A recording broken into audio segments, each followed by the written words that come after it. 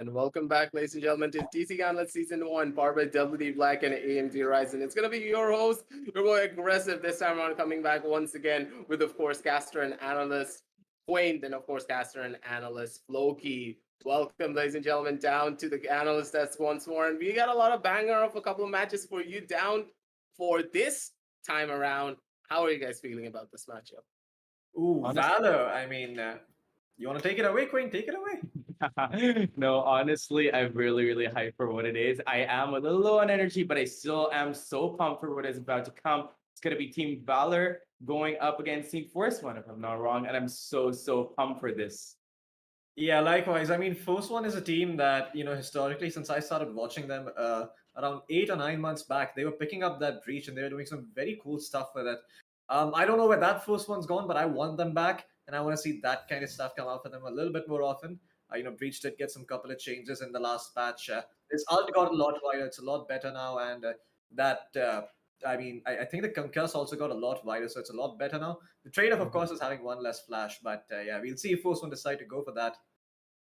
Yeah, that's going to be the real question. Will the breach come on down through, or will they be much more going down to their usual style composition using that Astra and, of course, that Silva? So let's head on down over to today's match fixtures to see exactly where we started on off and where we are headed down as of right now. Because when you consider the 3:30, consider the 1 p.m. game, sorry, it was Tempest versus Inazuma, a very strong showing of two evenly matched teams where we did see a lot of amazing plays. But now moving on down to the 8 p.m. game, it is Team Valor versus the side of Force One. And honestly, I'm really excited for this. Moving on down forward, both of these teams, they have a lot to prove. And for the side of Team Valor, as we are going to be heading down over to the group standings, the fact is, Team Valor, this is their chance to take away that position away from the side of Force One. Because if they're able to win this one out here in particular, they're going to be able to take it down to 8 points. Don't you think so, Floki? I mean, this is Valor's chance to just snatch that third spot away from Force One. And as you can see, these guys are going neck and neck in the groups. Of course, Force One having played, having that one extra win in their back does mean they are ahead. But if Valor can pull this one back, I mean, I think both sides are going to be tied. I think they're going to be tied for third place with the 99 scoreline. Of course, I'm not too sure how tiebreakers will be settled, but I'm pretty sure Valor would like to be in that position. Regardless, I mean, I think that if even if they do end up beating it in terms of seeding, it's really not going to help them that much. I think they're still going to be in that third to fourth place, so they don't really get to decide who they go up against, but they do start off in the upper bracket, so that's nice, right? Yeah, at that stage, it's all about getting to the number 3 position for, having those bragging rights on your side. Point, do you have any opinions on the group standings for the side of Group A? Honestly, this is really well placed right now. Team Valor and Force One are obviously going to be fighting for that position. They're almost neck and neck. But at the same time, if Valor does lose out on this, it is going to mean that it's going to give Tempest and Inazuma a chance to climb up, which is going to become super interesting. But at the same time, Team Simple and Team Insignia, they've got to get a move on. Otherwise, it is going to be really hard for them to climb all the way up to the top. It honestly, the last 4 at least right now, is honestly completely based on which team is going to slip up first. So it's going to be really exciting to watch which team is going to be doing that and which team is going to be bringing out such good strategies that slip up doesn't even matter. It's just raw aim game or raw strategy game. So honestly, the Force 4, they're kind of comfortably placed there. And if Force 1 does manage to get the win, they're going to be just comfortably riding on top of everybody. And the first three positions are just going to be locked into place. They don't have to worry about much. And if they do manage to do that, and if they do manage to bring out their old Force 1 kind of energy, just like Loki said, it's going to be really easy for them then. I completely agree with you. So let's head on down over to the MVP standings because we know for a fact that one player there, he's already gunning to get himself down onto that server and he wants to go on down over to that number one spot. Floki, I'm pretty sure you already spotted out the player. Let's go and Yeah. talk about them. Absolutely. I mean, Rafa has been a beast of a duelist on Force One. I mean, time and time again, this man always playing that secondary duelist, be it the Reyna, be it the Phoenix. Usually it's Knight Rider who does end up playing that Jet. So yeah, I mean, Rafa has just been looking really, really solid overall. Sure, I mean, when you actually look, at his total stats, I mean, he might have, a few more deaths than Deathmaker, but then again, I mean, Deathmaker has that much more experience compared to Rafa, so maybe it's not the most fair comparison in the world at the same time. But Rafa has been so solid for his team during this entire season. I mean, he's been the guy who can always be relied upon in situations to, pull it back and make it an even Stevens affair for his team, whether be it in terms of rounds or whether be it in terms of maps. Yeah, I completely agree with you, Rafa. He's just such a driving force for the side of Force One that he's very much important. But at the same time, Queen, I want your opinions on Rafa. What do you think about him, and do you think that he will be able to take a number one spot away from the side of Deathmaker? That's a really interesting question because Deathmaker is Deathmaker, but at the same time, Rafa has almost as much of experience as Deathmaker does. So really, there does come that chance that Rafa stands to get that number one position. But so far, Deathmaker hasn't been dethroned, and Cactus being a little more of a newer entrant onto the list, and he's being able to hold on to that position pretty well for himself. 247 kills. Although these guys have a better KD, his kills are way far more superior. And MW1 being the latest entrant, I hope they can hold on to the number 4 position. But Deathmaker, Rafa, and Cactus, they just make such a noise onto the field on our screens that it is hard to ignore them. I completely agree with you. The fact that these guys are just so potent in what they do, it just goes to show that, hey, we know for a fact we are in for a massive treat as soon as you go on in because Rafa, he's going to be hungry for that number one spot. And we know for a fact that whenever he tastes victory, he can never let it go. But against the side of Team Valor, things are just not going to be easy. And as we are going to be talking about Team Valor, let's head on down over to their team intro to see what the lineup is going to be and who's going to be playing on down the map. And Floki, I'm pretty sure you're excited to break it all down. You love this team. Let us know what you think about them. Oh yeah, absolutely. I mean, this contains some of the players from the old tactical shooter days. If you guys have been around, you guys might recognize some of these players over here. Of course, Hunter is also part of this roster. Unfortunately, he is not playing today. I think Strokey or someone else is going to be taking his place, so that might suck a little bit if you've been a long time fan of tactical shooters. I mean, you don't get to see good old Hunter playing, but hey, I mean, we got Strokey for you, we got Buster, we've got Pixels, and these guys are just as good. I'm really curious to see how they're going to match up against Force One because it's going to be a battle of sort of like the old school versus the new school in a way, right? Force One definitely a team that has been on the up and up, and on the other hand, Team Valor, a team that has been known for some of their past accomplishments and past accolades, but also have some fresh young blood in their team that can really make the way they play a little bit more dynamic and a little bit more interesting than those traditional tactical shooter days. I completely agree with the Team Valor. They are such an aggressive team and they are just so potent in what they do every single time. But at the same time, let's head on down over to the player spotlight for the side of Team Valor because now, Queen, I'm going to hand you the mic this time around. What do you think of Strokey? Because this guy on a Cypher, he is just on a completely different level.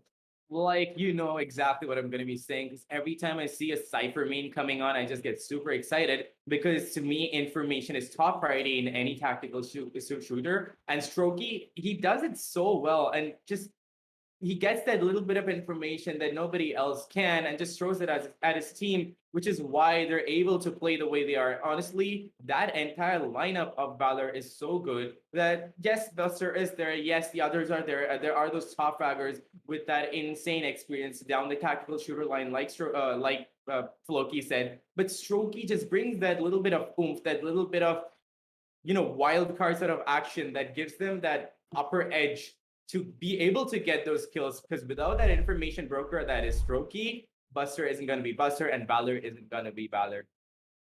I completely agree with you. Strokey is like that backbone of the team, that pillar of information that they need to go in for a lot of their side executions. And the way that Strokey actually envelops the entire map with his own presence every single time, maybe through a mid push, maybe through an A push, he always gets that information, always gets that first initial kill, and you can rely on him to be very consistent no matter what. But now that was the side of Team Valor, ladies and gentlemen. Let's head on down over to the team intro for the side of Force One, because we know for a fact that this team, they have a lot of history moving on down forward. And Floki, you need to break it all down because this team, they have a lot to show. Yeah, absolutely. I mean, Shivi, back when I used to, watch Force One, I mean, I think it used to be Shivi who used to be the IGL for the team, and he used to do it while playing the Breach. So, very dynamic in nature as a player as well. He can definitely frag out when his team needs him to. But even Scargod and Knight Rider have been consistent ever since I've been following them. I mean, Scargod has always played that controller. He's always played those Vipers, those Astras, those Omens, and he's looked very solid on them. I think I've seen him clutch a lot of times in situations for his teams where the duelists might have been down because they caught off guard by something or the other. But yeah, Force was just solid as ever. I mean, these guys are a formidable force. You've got the likes of Knight Rider and Rafa. You've got a great captain or a great shot caller like Shivi backing them up. You've got Scargod on the controllers who's reliable as all heck, and that leaves RVK playing the Sentinel or the initiation. I'm not quite sure about his role, but yeah, I do think he plays that sentinel role. Yes, he does play that central role. And honestly, everyone gave him that Sheriff God as a nickname because when this guy has a sheriff, trust me, he doesn't even need a rifle. You give him that $800 pistol, and he's just gonna pop people in the head. Now, the real question is, Quain, give your thoughts on the side of Force One because honestly, I talk a lot about RBK, but who's gonna be your star player coming out from them? My star player honestly is shitty because that guy, that man, has the brains and the aim game to put along with it. Because whether he's playing Breach or he's playing a really, really, strategic player like Astra, he just manages to pull it off every time. He knows he has that presence of mind that a lot of players don't. I'm no shit on the other players, just Shivy does it so good. And at the same time, he manages to have that leadership quality that he has about him. He managed to glue the team together. He thinks these beautiful ideas in his mind. He brings it out into action, and at the same time, he tells his teammates exactly what to do, and they just follow suit. And it's just such a beautiful synergy coming out on the screen. Because the last time I saw them, Force One was just so good with what they were doing. At the same time, Force One did have a little bit of a rocky beginning because I think it was in the Nova tournament that I saw them being a little shaky. But Shivi, they're just back in form, including Shivi, and Shivi's just that star fragger for me, the star of the show. To be honest, is what you asked, right? And he's the star for me. And now with that, let's head on down over to the player spotlight for the side of Force One. And Floki, I was gonna ask you one thing. I wanted to get a little bit of your highlight of who your star player was gonna be, but honestly at this one, let's just talk about Scargod. Because this guy on that Astra, whenever you think of consistency, you think of him. Yeah, most certainly. I mean, Scargod has a very good combat score for someone who's usually maining that controller. He also has what people nowadays call quote unquote a positive KDA, which is having more kills than deaths, and that's a really good thing to have on a controller. Just knowing that you can always get your frag, and at the end of the day, when you go down, you can always tell your team, "Hey guys, I got mine. I did my job. I don't know about you folks." But jokes aside, I think Scargod often does a lot more than that whenever he's playing any of those controllers. His gravity wells, his concussors, his smokes, everything is on point when Scargod's on the team. And with him, I think being the captain of the team, I'm pretty sure we can expect them to do some pretty clever stuff, some pretty aggressive stuff, and when the time calls for it, some pretty insane stuff as well.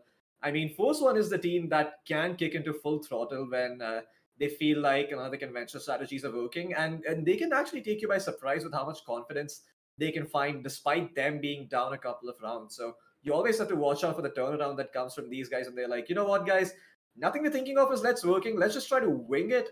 I'm gonna just, we're just gonna go sprawl out onto his side. Let's just play an main game. Let's just see what we can do when we have our rifles out, and let's just try to beat the enemy team by sheer force. And I mean, these guys do just that from time to time. So, yeah, I mean, Skargod just being the backbone of all that is absolutely amazing because he's the one setting up the smokes. He's the one playing the controller. He's the one making sure that he's the second or the third guy in. And he's always getting those straight frags if his duelists are unable to make that first move. And yeah, more often than that, he does a lot more because he'll get his own kill and he'll go forward and he'll get information and he could possibly find a second kill and then just make sure that his team has enough space on the side to get that spike down. And while he's on the defense, he's always going to make sure that when the retake comes in, he is going to be that first person to go in to get some information. And if he can get a kill, sure, that's a cherry on top, but he'll always get that information and he'll always tell you exactly where every player is. And that's very good because it sets up Rafa and Knight Rider for their amazing plays. Yeah, perfect analysis coming in now from your side, Floki. But now, Quaid, give us your thoughts. What do you think about Skargod, and what do you think about his controller plays? Honestly, I can't really add to that because him playing that Astra is what I live to see. I've seen a lot of good Astra players, and yeah, there are a few that I would like to cherry pick, but Skargo just happens to be one of them. He's right up there with honestly all of the major Astra players out there in India right now, and he knows exactly what to do when. Because a key feature about Astra is like you never know when you're supposed to go into astral form. Because if you mistime that, you will get caught off guard, and that's energy coming from the entire team. Astra cannot be left alone. Once you leave Astra alone, she just becomes a little more vulnerable to a sudden rush coming in, and once that comes in, you're dead for sure. But at the same time, even if he doesn't have backup, Skargard knows exactly when to use those abilities. He knows exactly when to go into that astral form, and he uses it for himself and his team so well that honestly, that's all I'm gonna say about Skargard. That guy just shines so bright. He deserves to be in the player spotlight. That's absolutely true. Now that we have really gotten to see the teams, we've gotten to see those players. I want to ask a question to you, Floki, first at the very beginning. We know this a lot of the strategies coming on down from the side of Team Valor. They play much more based upon comfort, other than of course Pixel, who just picks out the Viper at almost every single map, and somehow he always makes it work.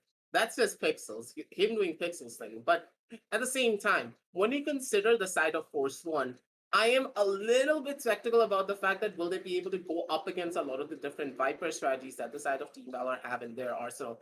Give me your opinion on it. Do you think that Viper will be able to triumph over the raw firepower that the side of Force One have on their side? It's one of those situations where you really have to consider who's playing where and also who's playing what agent, right? So if you're gonna put Skargod on something that is more dynamic, like the Astra, it's not as static as the Omen, where you can just drop smokes, hold an angle, wait for the push to come. Then I mean, sure, you can expect Force One to give a much tougher fight to that Viper. I mean, sure, you can get your walls up, you can do all your creative smokes, all your creative lineups, but when it comes down to just pulling your gun out and shooting people in the head, it's all about who gets the peak first. It's all about who sees the other head first, and it's all about who gets that shot first. And I feel like Skargod as a player is a lot more comfortable on those sorts of agents that can delay the push just by those extra few seconds. So he's trying to get into a better position and get some more kills. In that nature, when you think about that, Astra is not the best agent to do that because you're very reliant on your teammates to give you some information as to where the opponents are. So you can put stars in those particular locations, you can pull them in with the gravity well, or you can smoke it off with the help of your smokes, or you can concuss them if you have something else that's holding them in place. Maybe something like a Sage slow orb or something like a sentry gun firing at a player who's visible and you see him, you're like, all right, you know what, this guy, he's probably gonna get pummeled if I just concuss him right now. So when you think about that, I mean, it's one of those things where I would say that he would. I think Force will have a pretty good chance of holding out against the side of Valor, even if they do go for that Viper and those setups, as long as they don't put Skargod, as long as Skargod does not decide to, just be super utility focused with his controller, whatever that might be, whether it be, whether it be that Astra, whether it be that Omen. If it's that Omen, there's always a potential of being like a pseudo duelist, right? With your teleports as well as your flash. But Astra just simply does not have that luxury. So if I were to say, if I were to say that will they be able to hold on, they definitely will be able to hold on. An added bonus, if they pick up Breach, then I mean holds become a lot easier for them because Breach on defense is just such a breeze to play. And there's no pun intended there. You hear them coming in, you flash out, you concuss, you throw out your aftershock, you just take all the time in the world away from all the attackers, and you make sure that when that push comes in, if they start falling out of the side, you can at least get one kill on the back of your flash stun. Or even just your aftershock, just separating them a little bit or denying them the plant or whatnot. So Yeah, I mean, I feel like as long as we see one of those agents, if we see something like a breach, we see something like an omen, we don't just see that cookie cutter Sova Astra thing where Mhm, you try to pull someone in and you try to get those shock darts in along with the gravity well. I'd mhm, say Force will have a pretty good shot, but at the end of the day, I can speculate, I can say, I can paint 1,000 scenarios that will mhm. probably never come into existence. It's all down to Force One and what they're feeling in the moment. Yeah, I completely agree with you. But at the same time, Force One, they're known to be a team that love to play based upon the meta a little bit too much. They don't really stray away from that meta because they understand that, hey, if you're able to play the meta down properly, there is no way we're going to be losing it out. And Team Valor, they're the complete opposite. So I'm going to pass you this question point because Team Valor, they're a team that don't really play based upon meta whatsoever. They always think about a lot of those different spicy strategies. For example, their solo Viper strat in Bind, it's almost unbeaten. I'm very sure that no team has beaten them other than the top teams or holding on down at the very, very echelons of this entire group standings. Other than that, no team has beaten them on Bind just yet. Their solo Viper strategy is just so good that no one can beat them. And at this stage, Force One, a lot of the work is cut out for them, but at the same time, they had a lot of VODs to go through. They have done their homework, I'm very much sure. And what do you think that the side of Team Valor can do to try and change up their strategy and make it a little bit more stronger? Honestly, like you said, their Viper strategy is so strong that it's kind of unbeatable because they know how to use their Viper spit when they have to use it. I love how Pixels just brings out the best in Viper. And the last time I think I saw it, I think it was I'm not really sure who it was with, but we both had a lot of fun because Pixels just brought us strategies that I'd never seen before. Yes, I've seen teams like Outlaws just coming up onto the screen and just like coming out with really good lineups that has impressed me before, but this thing, what Pixels puts out onto our screen is really, really far more different from what we normally see on other Vipers. Because yeah, you have those walls which are so utilitarian, like you don't even know where those walls are going to be going up. Because that is one of the most powerful characters in Valorant, in my opinion. Because yes, you have these really strong duelists and everything, but then again, when you go onto a wider map like Reese or a map like Ascent, that Viper wall, it spans across the entire map, and you're changing the map according to your own knowledge. And Team Valor having that fresh blood in them, and Pixels just picking up the Viper every time knows, like, or at least starts to, understand or tries to adapt to whatever the opponents are doing. And he puts up walls that is so disadvantaged to their opponents, and it's always really fun to watch. So let's just see how Force One is going to be circumventing that and going around that. Yeah, Viper is one of the few agents that allow you to terraform this entire map into your own shape, into your own engagements, and I'm really hoping to see Pixels perform extremely well on that Viper. But just as Floki stated, we can speculate about this for the entire day, and still we won't be done. And I'm pretty sure as soon as we go into the match, things are going to be completely different because it's all going to be coming on down to the players. But for now, ladies and gentlemen, we are going to be setting everything up for the players, and we'll be back with you real shortly with the casters test with the TEC Gauntlet Season 1, powered by WD Black and AMD Ryzen, after a word from our sponsors.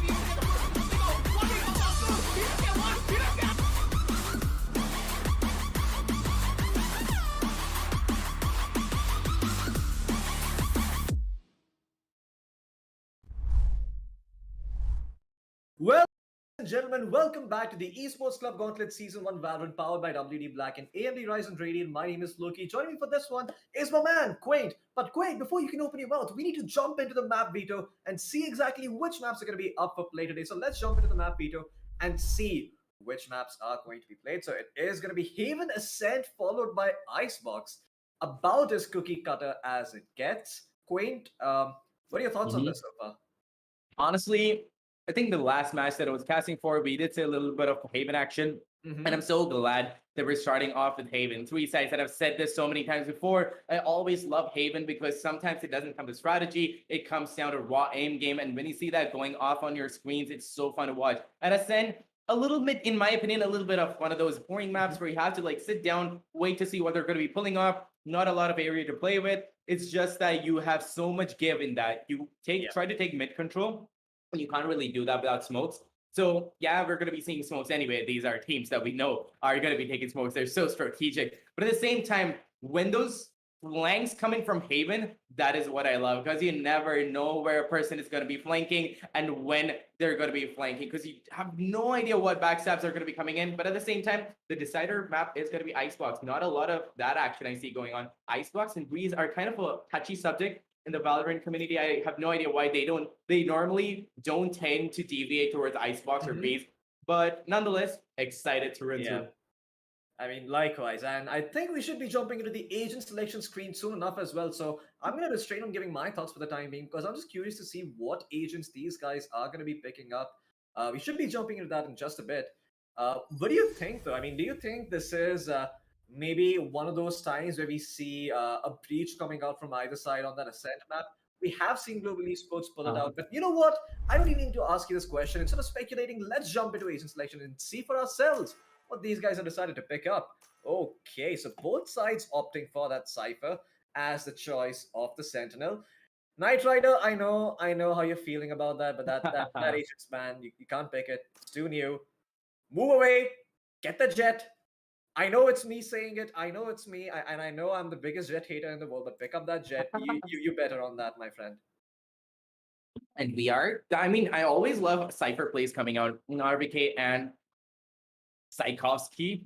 Wow, that was a mouthful. Honestly, RVK and Tchaikovsky, I'm sorry, are going to be making me proud. I always love seeing Cypher on any map. Yeah, Breeze accepted, because that is too big of a map for Cypher to put his straps down. But on a map like Haven, you can get so much garage control with a character like Cypher. So going in for a pick of Cypher as their Sentinel is probably one of the best choices ever. But then again, you can always see another information source, which is going to be Sova. And again, Sova, Jet, and Astro to an extent have become quite a staple in today's tournament industry. And well, let's just see how they're going to be utilizing those agents to their fullest potential, because I've seen a lot of different strategies coming from a lot of characters that I thought I knew and I thought I knew how to play, or even like Casper, but then these guys come out with such insane strategies that it just leaves me flabbergasted every time.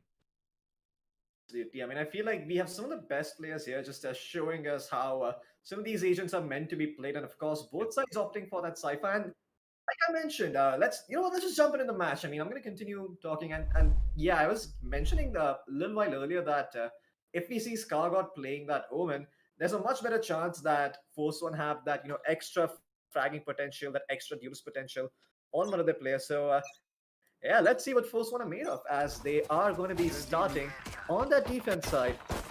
Here we go. Knight Rider already finding a pick, and Scargot finding one as well. And this is Force One starting in style. Their reads paying off. Knight Rider's going to get another one, making it a 4v2. And look at that, Team Valor just caught between a rock and a hard place here. Can't really go anywhere. All their exits are sort of covered. I mean, they could try and make their way towards Garage, but the Cypher Cam and Tripwires are waiting for them there, and it's unlikely that at this point that they are going to be able to rotate away without there being much trouble. Look at Knight Rider's position. I don't think they're going to expect him here. He's already on beat. REK is keeping them busy, and there you go. REK and Knight Rider, in combination with each other, take out the last surviving members on the side of Valor and put that first round on board. Honestly, what an explosive first round that is, Loki, because really, Force One just went in full force trying to get control of A side, but Team Valor was right there to shut them. I'm sorry, Team Valor went in full force trying to get that side, but Force One is there to shut them down. A little bit of a confusion from my side. Honestly, I'm super tired.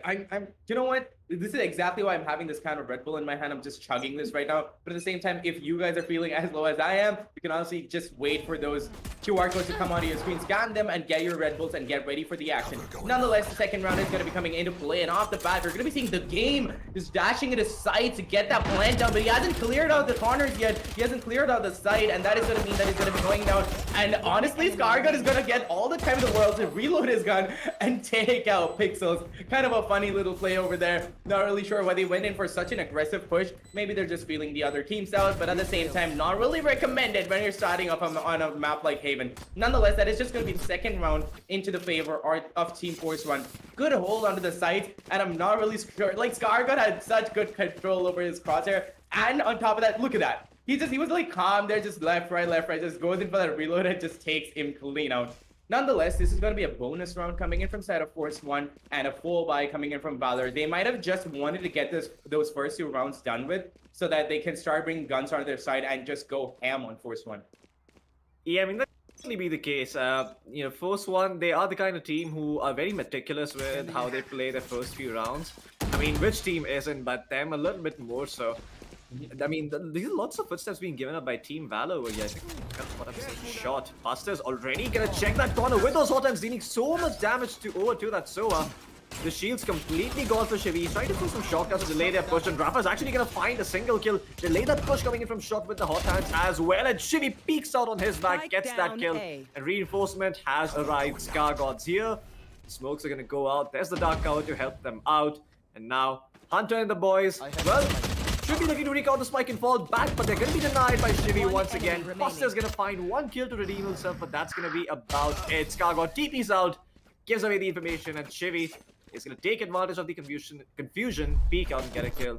Great stuff by Force One. Once again, just shutting down the side of Team Valor here on this buy round, and this is sort of the thing. I mean, the way the Phoenix as well as the Soa played off of each other, I think it was Shivi as well as Rafa. It was just absolutely beautiful. You know, Rafa just setting up Shivi for that trade the instant he dies, and they're just able to capitalize. And now they have a proper buy. They have rifles in their hands. They also have an operator in the hands of in the hands of Knight Rider, not Knife Rider.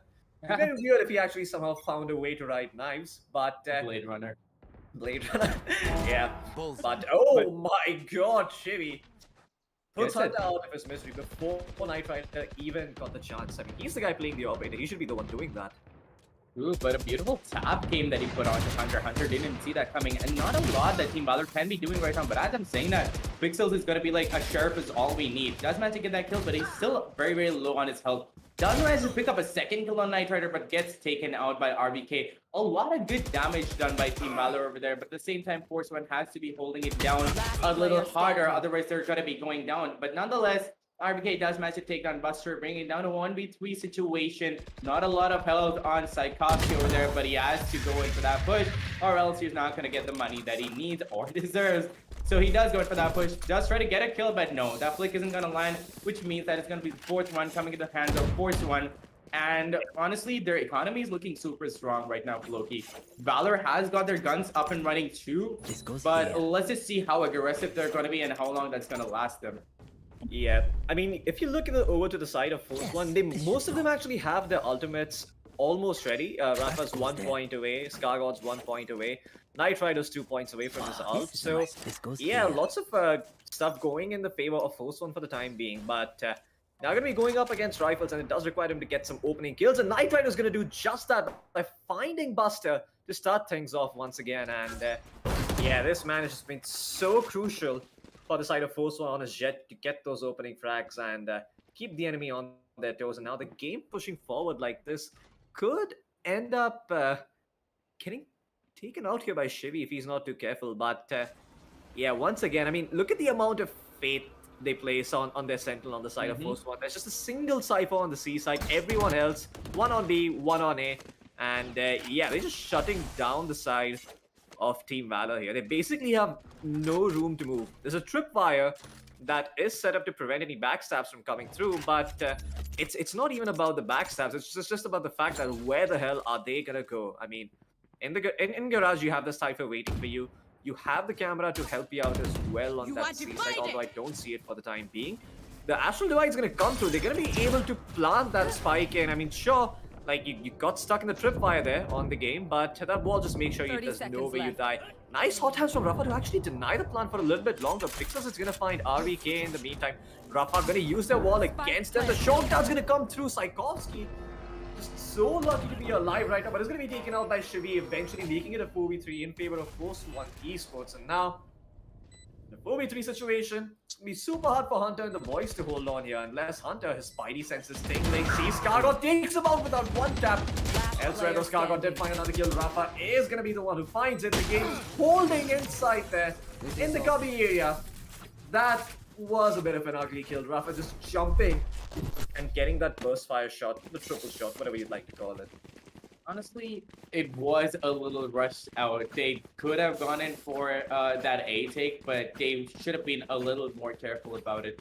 It took a bit too long, and that gave Force One enough time to recalculate, understand where they went in with that positioning. But the hot hand placement over there, buying him time, was so beautifully done, and that shock dart coupled up with that, this is exactly what I love about Force One. But Valor has to be stepping up their game, otherwise it's going to be a really, really hard climb. If they give away too many rounds, if they give away too many points, it's going to be so hard for them to bring it all back. Nonetheless, we're going to be seeing the 6th round coming into play over here. 5-0 on the scoreboard. Force One is probably feeling super confident about themselves.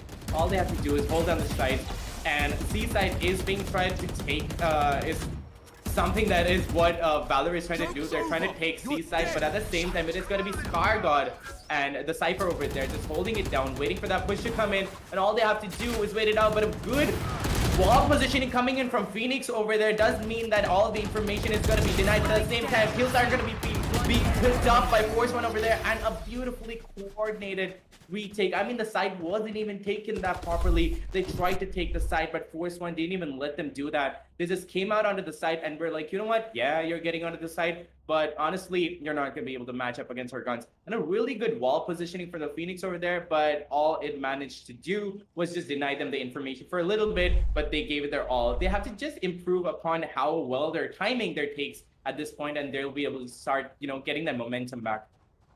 Yeah, most certainly. And 6 rounds have already been put up on the board for the side of Force One in a map that some say is maybe a little bit more attacking field because of those 3 different sites.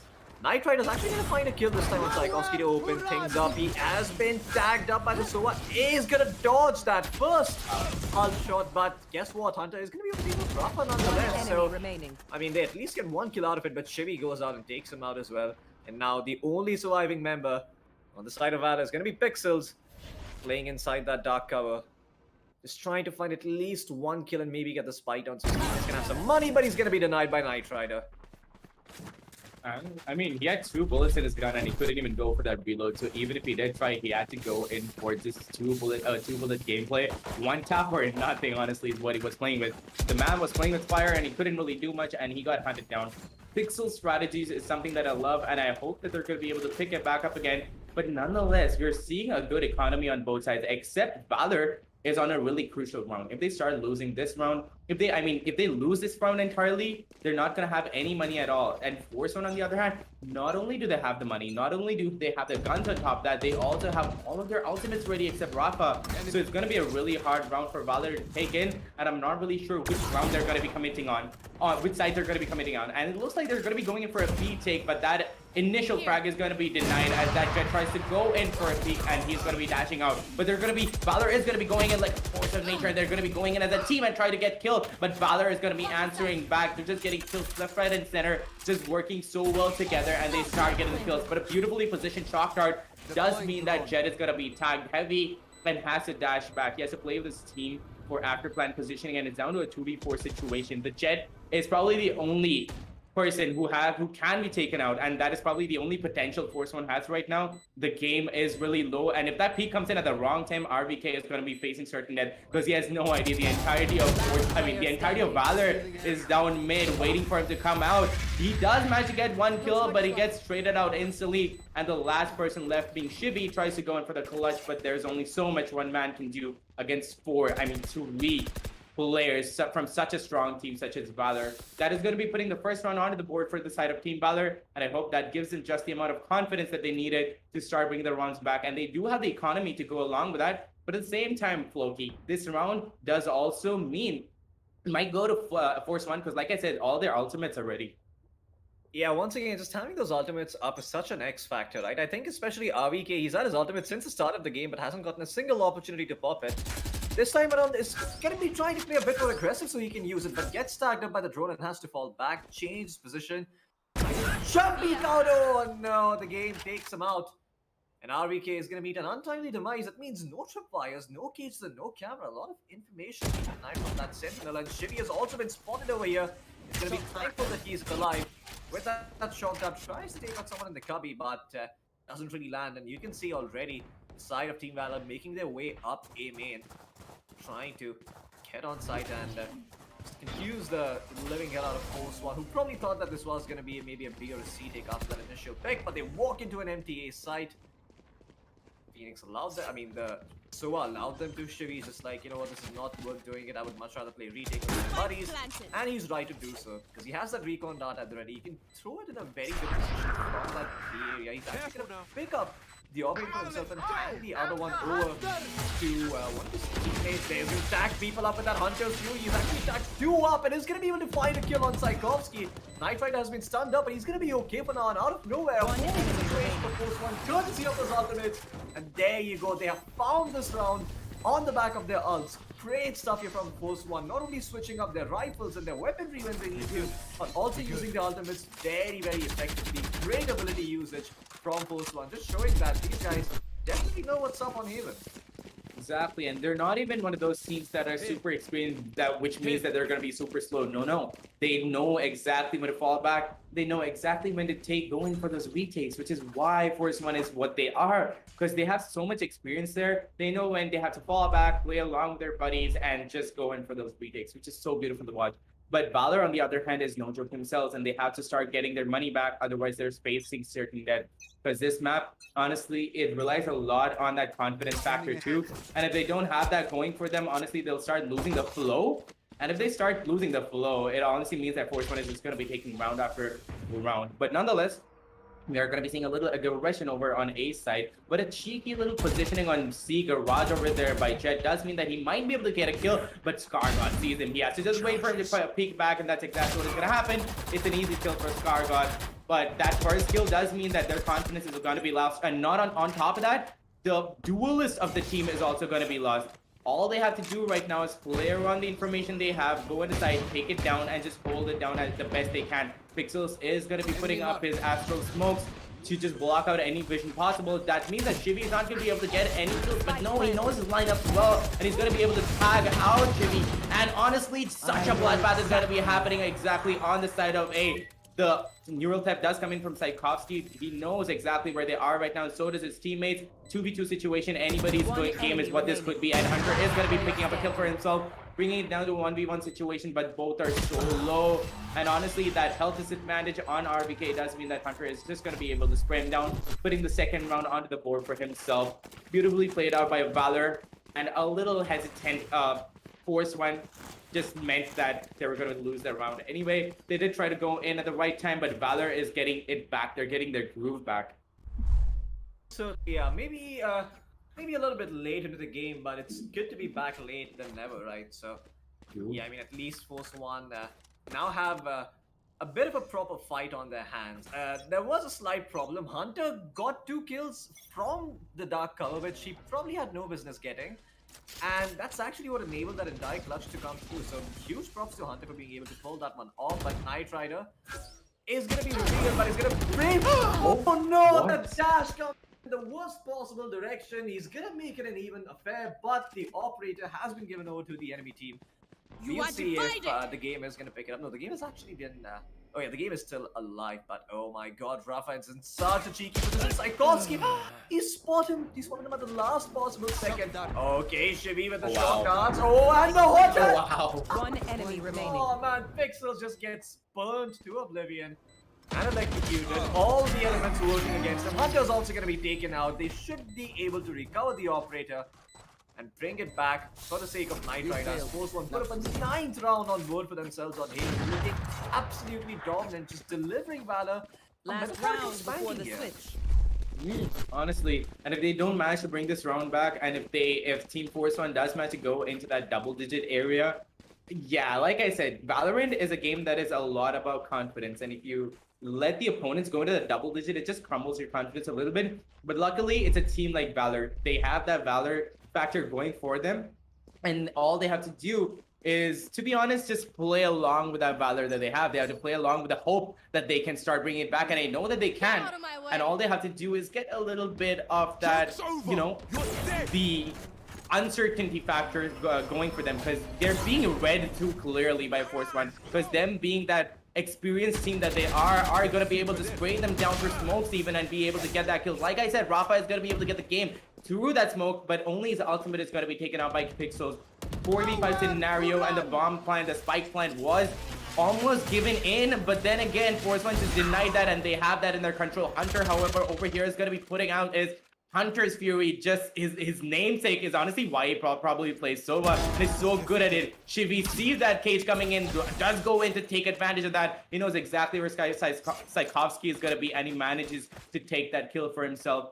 3v4 situation right now. It could still go to the side of Team Valor, but if they should not be giving it up to the side of Force One. If they do, they're going to lose that confidence and that one final round that they could eke out on the side of the attackers. And like you said, it is kind of an attacker-sided map, and if they're going to be losing so many runs with the attacker-sided map, the defense is going to be super hard for them. But nonetheless, we're going to be seeing if they're going to be able to do it out. But RBK, no, managed to land the first kill on Pixels. Knight Rider picks up his flag, just get another kill. That spray is going to be missed by Cypher. He does get taken down, but he's going to be instantly traded out, meaning that the double digits is going to be coming into play for the side of Force One Floki. What do you think Valor is going to be doing to bring it back? I mean, I think the first thing they need to do is just find who their god of choice is and start praying, because that's the only real way they're gonna start making a comeback against Force One. Not just on bias, but just look at the round difference. It is insane how Force One has managed to put up 10 rounds on defense on a map like Haven, where the defenders are actually played around the map like a fiddle. I mean, sure, you have the Cypher to mitigate some of that to an extent, but even then, I mean, you can take up aggressive positions towards B, you can take up aggressive positions towards that garage area, without really triggering that tripwire. So I'm a little sad that Valor won't really be able to exploit the attacking up to its fullest potential. But hey, there's always a second ray of hope on defense. It's going to be a reset. It's going to be them playing out in the pistols. And yeah, let's see if they're going to be able to win the pistols, because that's going to dictate the tempo for the upcoming few rounds. Knight Rider is going to take out the tripwire and start pushing in. Buster just gets to know in the nick of time that there is going to be players coming in from that garage area, so he drops the hot hands, delays the push. But look at Skargot's position. He's actually not checked his right side, and Saikovsky is going to take him out. Oh no, but no. What? But the last one, he's going to find one. He's going to be able to find the second one and make things in favor of the side of Valor, making it a 3v2 affair. Shivi just lucky to get out of there alive by the skin of his teeth, and they need to reconsider their options, start moving on towards a different spike site maybe. They end up tagging up the server a little bit. So this one actually did not get tagged. It was actually RVK who got tagged up, and yeah, the game's gonna find Cypher, put him out of his misery. Shivi gonna try and do his best. That's actually a very sick recon that gives you information of the entirety of C. Well, you saw it here, folks. You know, you can use it in your ranked matchmaking 30 games the seconds next time left. around. And you can drop a thank you to Shivi on his social media as well for teaching you that cute little recon dart. But Quaint, this is looking like Valor does have something to say on that defense side as they win that first pistol round. True, I've been proven wrong so many times before because I see like a huge score difference before. I've seen that happening before. But at the same time, when they start going for that side switch, they manage to bring it all the way back. And that is something that is so beautiful to watch because not only does it show that they're never losing hope, they also maintain that amount of confidence they need to bring those rounds back. And a team like Valor, considering what their name is, they honestly shouldn't be losing hope. And that is exactly what they're going to be doing. They're not going to be losing hope. Even against a team like Force One, they know that they stand a chance and they're not going to be giving it away. But nonetheless, we're going to be seeing a little bit of a spread play coming in from Valor here over all of the three sides, which is pretty normal, obviously. But then again, what is going to be interesting is where Force One is going to be deciding to make their move on. The spike, however, is going to be a little bit more over on the B side. They're probably going to go in for a B take by taking garage control, but we don't really know. No, they're going to be going in for a rotate, trying to take A side instead. The game, however, is going to be shutting down ScarGod, getting that first kill that he needs to bring onto his team side to give them that, you know, economic disadvantage and the gun player disadvantage at that. He has the capabilities and he has the peak to get the second kill, but no, Hunter is going to be picking it up with his ghost instead. Pixels goes in for a spray down with his ghost, but whiffs his shot.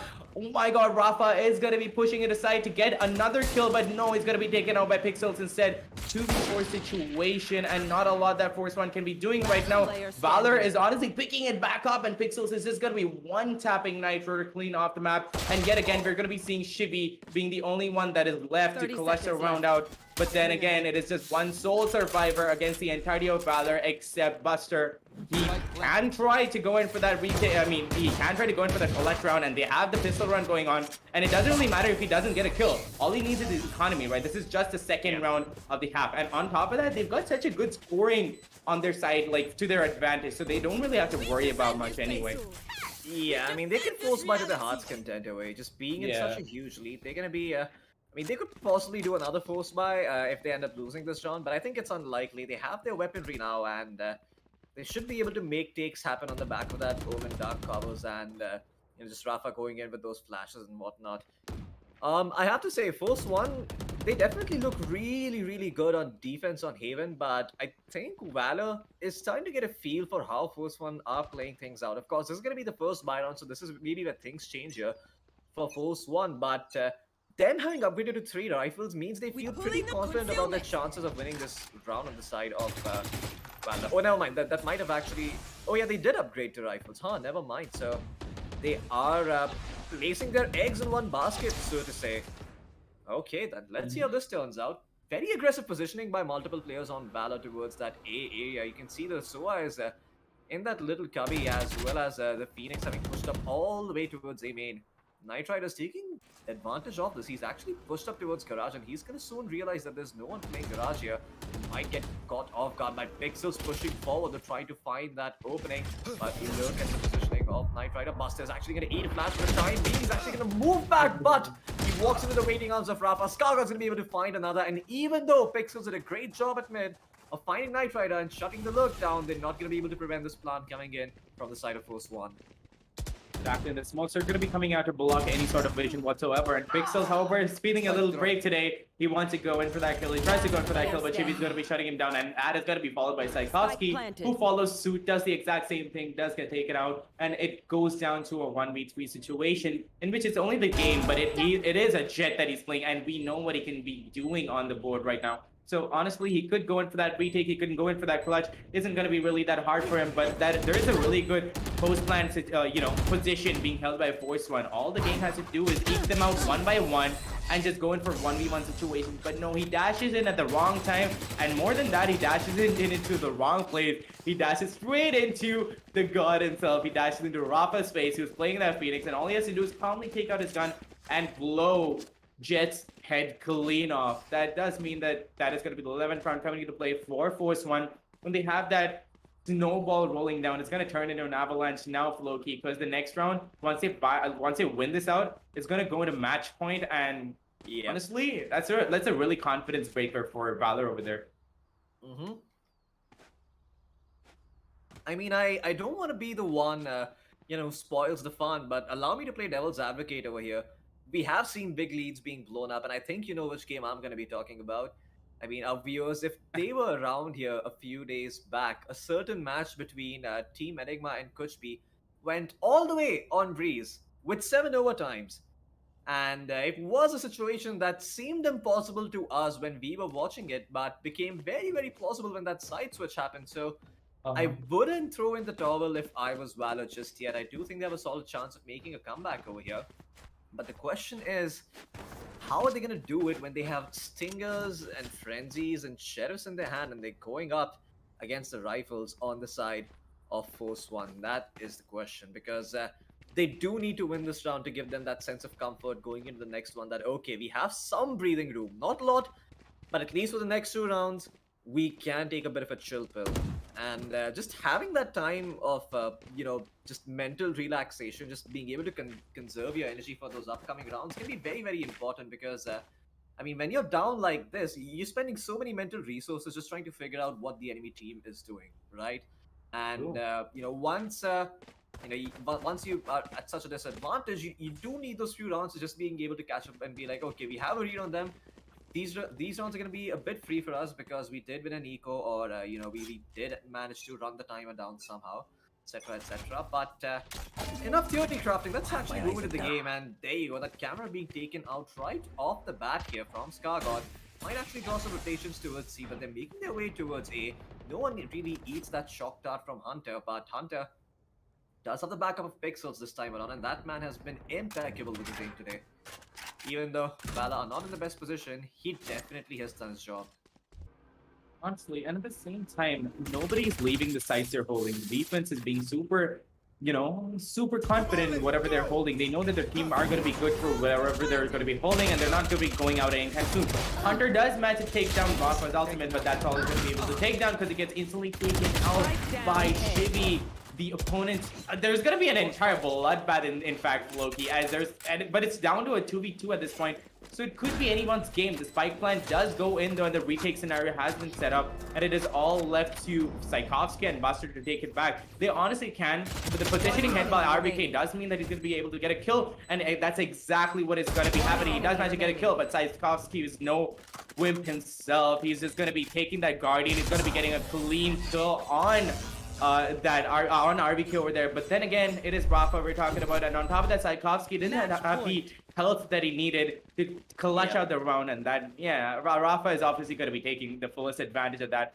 But 12th round coming into play for Loki, and this also means that Valor has to be, pumping up their adrenaline a little bit, because if they start losing grip of what they're going to be doing on the defense side, they're just not going to be able to stand a chance. And I feel like they should be backing off at the right time, since they're not doing a play for retakes. And if they manage to do that, Force One might be able to, might not be able to take the sides that well, or at least not be able to, hold it down that well. But they're not doing that. Okay, the Hunter's Fury actually tags up 2 players on the side of Force One, but it doesn't find a kill. So it does something, but it's not enough. Rafa is actually going to look to make a play towards that B side, has those flashes at the ready. Whenever he wants to pop them, is in a decent position. I don't think Buster can really see him, and he's not making any noise. This is going to be so unexpected for him. There's no drone, nothing to alert him of what's going to happen here. But Rafa is going to throw the Hunter, and that should give them some sort of an idea. And now the Hunter's Fury comes in from Shivy himself, but Buster is going to throw out... No, Buster doesn't actually throw the flash. It's Rafa who does, but he's still going to be able to get the kill. And now the Eurostep going through for RVK. He didn't get to use it on defense, but he does use it on offense. That tells you the position of every single player here on the side of Valor. Unfortunately, they are dropping, but they're getting return kills. It's still an even 3v3 affair. They may not have a lot of weaponry in their on their hands, but they still have a fair amount of... they still have a fair chance of bringing this one back. And then neural theft also has come in, Loki. That doesn't mean that Valor knows exactly where everybody is. So if they push in at the right time and they check the corners properly, they will be able to get the kills. And as I'm saying that the game is going to be picking up a kill, the Knight Rider, Scargod positioning himself beautifully does mean it's going to be able to get one kill and dink the other, which is going to be making it a little easier for Shibi to take out the last two players. But all he has is a pistol in his hands. And he does manage to get a kill on the game. Yeah, he was low, but that half defuse has come in. Tchaikovsky has to go in for that kill, but if he whiffs, it is going to mean that Shibi is going to be able to pick the kill up, but it's halved anyway, and Tchaikovsky does manage to get the kill. He's going to be finishing the other half, putting the 5th round onto the board for the side of Valor. I'm really impressed by what Valor put up right now, because they went in for the retake, although it was a 2v3, and Team Force One could have brought it back onto their side. Team Valor is not giving up. They're not going to be going down without a fight. They most certainly aren't. I mean, they're the kind of lads who sink down with the ship, but they would not abandon that ship, and they've still clutching on to this game for dear life. A bit of a force buy coming out here from Force One, no pun intended there, but if they can actually win it on this round, I think Valor, they're going to be left with a bitter taste in their mouth. Valor didn't really have the best money in the world, so you do see them all sporting those light shields, something that the Spectre can take advantage of, but not when you actually peek out like that. Pixels ended up almost getting that first kill, but oh my god, they're all walking into his Vandal, but he does not get a kill. Unfortunate for Pixels over here. He sprayed to his heart's content, but not a single bullet connected with any of the heads of his opponents. And now, a 5v4 situation in favor of Force One. No weapon upgrades just yet, so they're still going to be playing with those Sheriffs and Spectres. But hey, at least they have the man advantage now. Ooh, and yeah, they don't have a good advantage. Like you said, they do have just Spectres and a couple of Sheriffs, but we know what they are capable of. And also, Knight Rider is on a Marshal, so if he locks out of heads, it's going to be really beautiful to watch. And they could be bringing it back. But then again, it doesn't really give them any cause for concern, because although it's an eco round, all they have to do, even if they do die out, they have that 12th round in their play. All they have to do is win on one more round. That also means that gives them a little too much confidence, which means that they might just start slipping up anytime soon. But that is not something that they're going to be doing, as Rafa does manage to pick up a kill with that Sherp, bringing it down to a 5v3. Even on an eco roam, they're destroying Valor at this point, but the game is going to be answering back. He has the guns to pick up the kills, and he's going to be having a beautiful crossfire scenario with Hunter. Does manage to get a couple of kills for himself, brings it down to a 2v3 situation, and not a lot of time for Force One to go in for that take, and all they can do is put a little damage on Valor to destroy their economy a little bit more. But that is not going to be possible. But Rafa does come into the flank, tries to get a kill, but no, Buster is going to be holding that. He's going to be expecting that, and they have the spike in their hands anyway, so all they have to do is just hold it down, right? Yeah, I mean, great stuff here from the side of Valor once again, trying to hold on. I mean, the previous round was less Force One trying to win, more of them just trying to make sure that Valor can't really build up an economy, because you look at the cash situation once again, they're hurting. They don't really have all the money in the world to work with. They have a few extra bucks here and there. I see an extra 2,000 on the game and an extra 2,000 on Buster. But it's still going to take time for them to string together a couple more rounds for them to be able to come back here and just have some chance of equalizing this 12-6 score line. This time around, they are trying to check if there is some sort of operator at play. The answer is going to be no. But interesting position by Knight Rider actually towards Garage. If you could just quickly pan over there and see what's happening. Here. Might just end up see him catching someone off guard, but never mind. Scargod is going to be hiding out in C cubby for the time being, just waiting to get that burst kill. He does find one. The game is going to find another on the other part of the map by taking out Rafa, but the spike is on C. They have been fooled over here. The Campbell is going to come in from the side of Force One and has paid off. Buster still hiding behind containers, has not been beat just yet, and oh my god, Scargod in the worst possible situation. Buster's gonna be able to find up both kills, make sure they at least have an even chance of winning this one back, and I don't think that Knight Rider is gonna get away with this one. He's probably gonna be spammed through the box. Hunter, he spots him up. He whips the shot, and now the spike actually spots him out. It is planted in a favorable position. Not a lot of HP to work with on either of these players, but their positioning is so good, and RBK revealed by that recon dart. Look at that Sova being so useful for his team. Now it's all down to Knight Rider on 30 HP. They're gonna wait for him to make the mistake, and he does. Great stuff by Valor once again. Just not saying die just yet.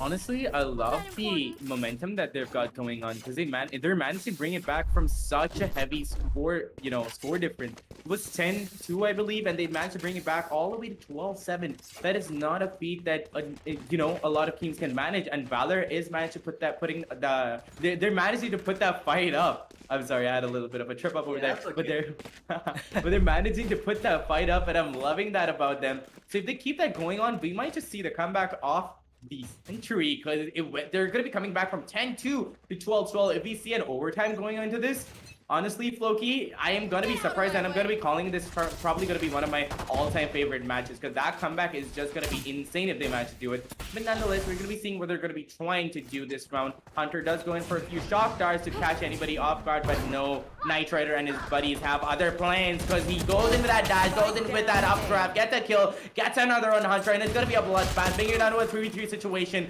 Buster is going to be caught between a rock and a hard place. Does get taken down. Pixels over here is going to be picking up the kills, gets a kill on Knight Rider, but Scar God is going to be shutting him down.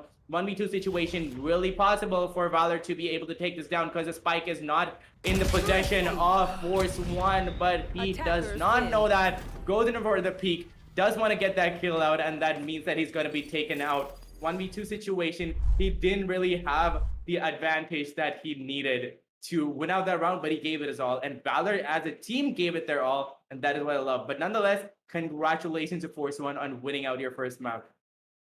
Absolutely. Force One looking really, really dominant on Haven, especially when they get that defensive side to start off with. Just 10 rounds on one half is absolutely mental. I mean, it's insane how they're able to just It is. get so many rounds in a row. I mean, sure, Valor made a very decent comeback. They put up 4 rounds for themselves, but at the end of the day, there's just not enough wiggle room remaining. You're flying economy, and yeah, I mean, if when you're in that spot, there's only so much you can do, right? So Valor, they really tried to give it their all, but it was just the situation against them, just them not being in a good spot to be able to make the comeback. But you know what? Enough of me and Quaint Map just rambling on. Let's have a look at the match highlights and see what went right for the side of Force One and what went wrong for Valor. Because I'm quite sure there were a lot of moments where Valor weren't really too pleased about the outcomes of their situation. I mean, look at this one where Scargod just casually reloads fully in front of the Astra's face and gets away with it. Honestly, and this is what I told you about Haven. Sometimes you never even know what's going to be hitting you right in the face. Like, you think that every side is clear, and you think that you've cleared out all the corners. But once you go in, and then you see this one angle being held down by one of the defenders, and you have no idea how that's happening. It's just such an insane game that you always get to see on Haven. That is exactly what we got to see. And Valor just couldn't predict exactly where Force One was positioning themselves on the defense. Their defense were super, super strong. Force One had the proper, angling, the proper holes, and holding the right angles at the right time. That did mean that Valor was going to be put on their back foot, and they had to take a step back, understand where they were going wrong, but they still couldn't manage. They just gave away 10 rounds to lean to Force One, and Force One getting their confidence up. All they had to do was go in for a little bit of a bamboozle sort of play, just keeping Valor on their toes, and they did their normal by the book sort of strategies for the executes. All they had to do was put in a little bit of spice, which is why Team Force One was being able to get those rounds back on the attacker side too. But Valor gave a really, really good fight to them, and Force One wasn't ready for that. They never thought that their defense was going to be this strong. So honestly, props to both of the team because they went at it hard and they gave each other the fights of their lives. And Force One a run for their money, honestly. I mean, absolutely. I think Force One definitely started to feel like, guys, nervous laughter. We are gonna win this in this half itself, right? We're not going to overtime, right? Right? And up until the last moment, I mean, Valor did a very good job of just keeping that question and keeping that doubt in the back of our minds. And yeah, they certainly tried to make it a lot harder for Force One to win. But at the end of the day, there's only so much that they could have done. Uh, Force One, I do want to point out though, I really like the change up they made from them picking the Astra to them going on that Omen, because you see Scargod's impact as a controller is just so much higher. And sure, like while Pixels on the Astra might be someone who makes you go like, oh well, but you can always strike out, you can always do well. You have to remember that's Pixels, and a lot of those kills that he got were on the back of those sheriffs, and him just being able to trade out his friendly players. That was not him being the first person in there, which is what Scargott actually did on a lot of occasions. He was the person who went in there, got those kills, got those early information plays. I remember specifically one round where he pushed up that B mid area and ended up getting the kill on the game. And yeah, the game was quite surprised to see the Omen in that position. But yeah, at the end of the day, the Valor, they did a good job of almost making a comeback, but didn't quite see it through. Like there was good positioning coming in from the side of Team Valor too, because the game had a lot of cheeky angles that he could take because of him being a Jet. He could have just dashed out at any given time, and he did go in for those bold plays. It paid off on some rounds and didn't pay him off on the others, so it doesn't really matter much. But nonetheless, Force One had the coordination that they needed to pull off the rounds, but at the same time, Valor, they were playing it a little more individually, but at the same time coordinated. I don't really know how to put it, but it's more like, they're going in for those individual frags, using those utilities to their fullest advantage. That's at the same time, they know exactly where everybody is because the proper calls are coming out. And that is why they were being able to get the rounds back. But at the same time, that is also why they were not being able to get the rounds on the defender side, because you can't really be playing it that individually when you're going for retakes. And that is what Valor was doing. So I'm not really sure what they're going to be putting up on the second map, because a lot of times it is really situational and map based. Because you just have these maps which are home territories for you. Sometimes you know exactly how the lineups work, exactly how the positioning works, and sometimes it's just not a map that you can rely on. And Haven is one of those maps which is a lot more like a wild card for a lot of those teams. So yeah, it was kind of a wild card for both of them over there, but Force One just knew what they had to do on the map of Haven. Yeah, they absolutely did, and Force One did really, really well. Unfortunately, Valor, they are going to have to make a comeback in game number 2, on map number 2 on Ascent, because map number 1 did go the way of Force One. But before we jump into that, we are going to be cutting to a short break. Until then, you're watching the Esports Club Gauntlet Valorant Season 1, powered by WD Black and AMD Ryzen Radiant. We're going to be back with map number 2 in just a bit.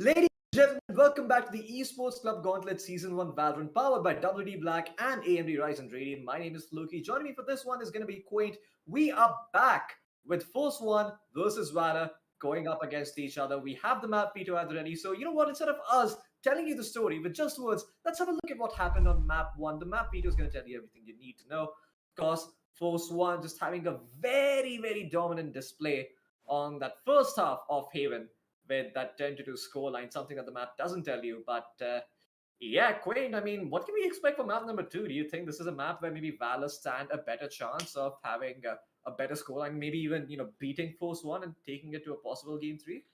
The problem is, I do feel like Valor does stand a better chance on the map of Ascent, but at the same time, every team does. It's one of the oldest maps in the book, and I feel like even Force Fun stands a better chance at winning this. And we're going by that ratio. I'm not really sure who's going to be winning, because we did see a little bit of an overpowering play from the side of Force One on the map of Haven, but at the same time, that is the map of Haven, and we can never predict what's going to be happening on that. On the map of Ascent, however, it is a little more meticulous, a little more calculated. Yes, it is still a little bit like mine. It's a little bit like one of those smaller maps where you have to go in with explosive plays, hold a site down, and it is by no means a slow map, but at the same time, it is a little bit slower. So I'm not really sure which one is going to be coming out on top. But considering the fact that it is a little bit slower, I feel like Force One stands a better chance at winning this. But then again, I've been proven wrong before, because sometimes these underdog teams, considering I'm not even saying that Valor is an underdog team, is one of the best out there. But at the same time, just generally saying that what some of these underdog teams have come up with strategies I've never seen before and have surprised me so brutally that I'm like, wait, Ascent can be played like that? So Valor is going to be able to do that for us. Going to be a fun map. And at the same time, we might be seeing a decider coming into play. But anyway, enough about that. We're going to be going into the agent selection screen to see what characters they're going to be using to play that map with. Loki, run us through what they're going to be selecting right now. What do you think? How do you think they're going to be using those agents to, you know, control the map of mine? The Ascent, I'm sorry. Pretty much as cookie cutter as it gets. You know, you see Valor pretty much going for that same lineup as last time around. Force One changing up a couple of things though. Rafa this time around playing the Raze, and Avi keep picking up that Killjoy. Shivi, my dreams of Breach are gonna have to be put to rest for the time being, because Force One do end up picking up the Sova, and Skargod's probably gonna play that Omen, on which he had a lot of success on last map. So why not? Why go? Why? I mean, why do you do this to me, Skargod? Why? What did I ever do to you? Right, as I'm complimenting your Omen, you just shut me down when you pick up the Astra. But you know what? If you're gonna win the map, if you're gonna take it away, absolutely by all means, go for what makes you feel comfortable, man. Don't let me or anyone else tell you otherwise. And you know what? With that said, I do think that this time around, maybe Vala actually have a better chance of winning, because I mean, Skargod is not playing that Omen, he is playing that Astra. I did say you can pick whatever you want, but that does not mean I do not get to have an opinion.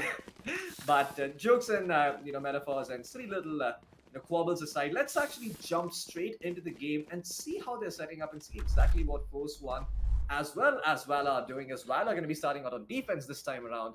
I'm curious to see how their Cypher setups are going to play out, because Force One, this was the conscious choice for them to go for the Killjoy and not really go for that Cypher instead. So yeah, I wonder what the particular advantage is of having Killjoy over Cypher on the attacking side. Maybe you can fill me in on that, Quaint.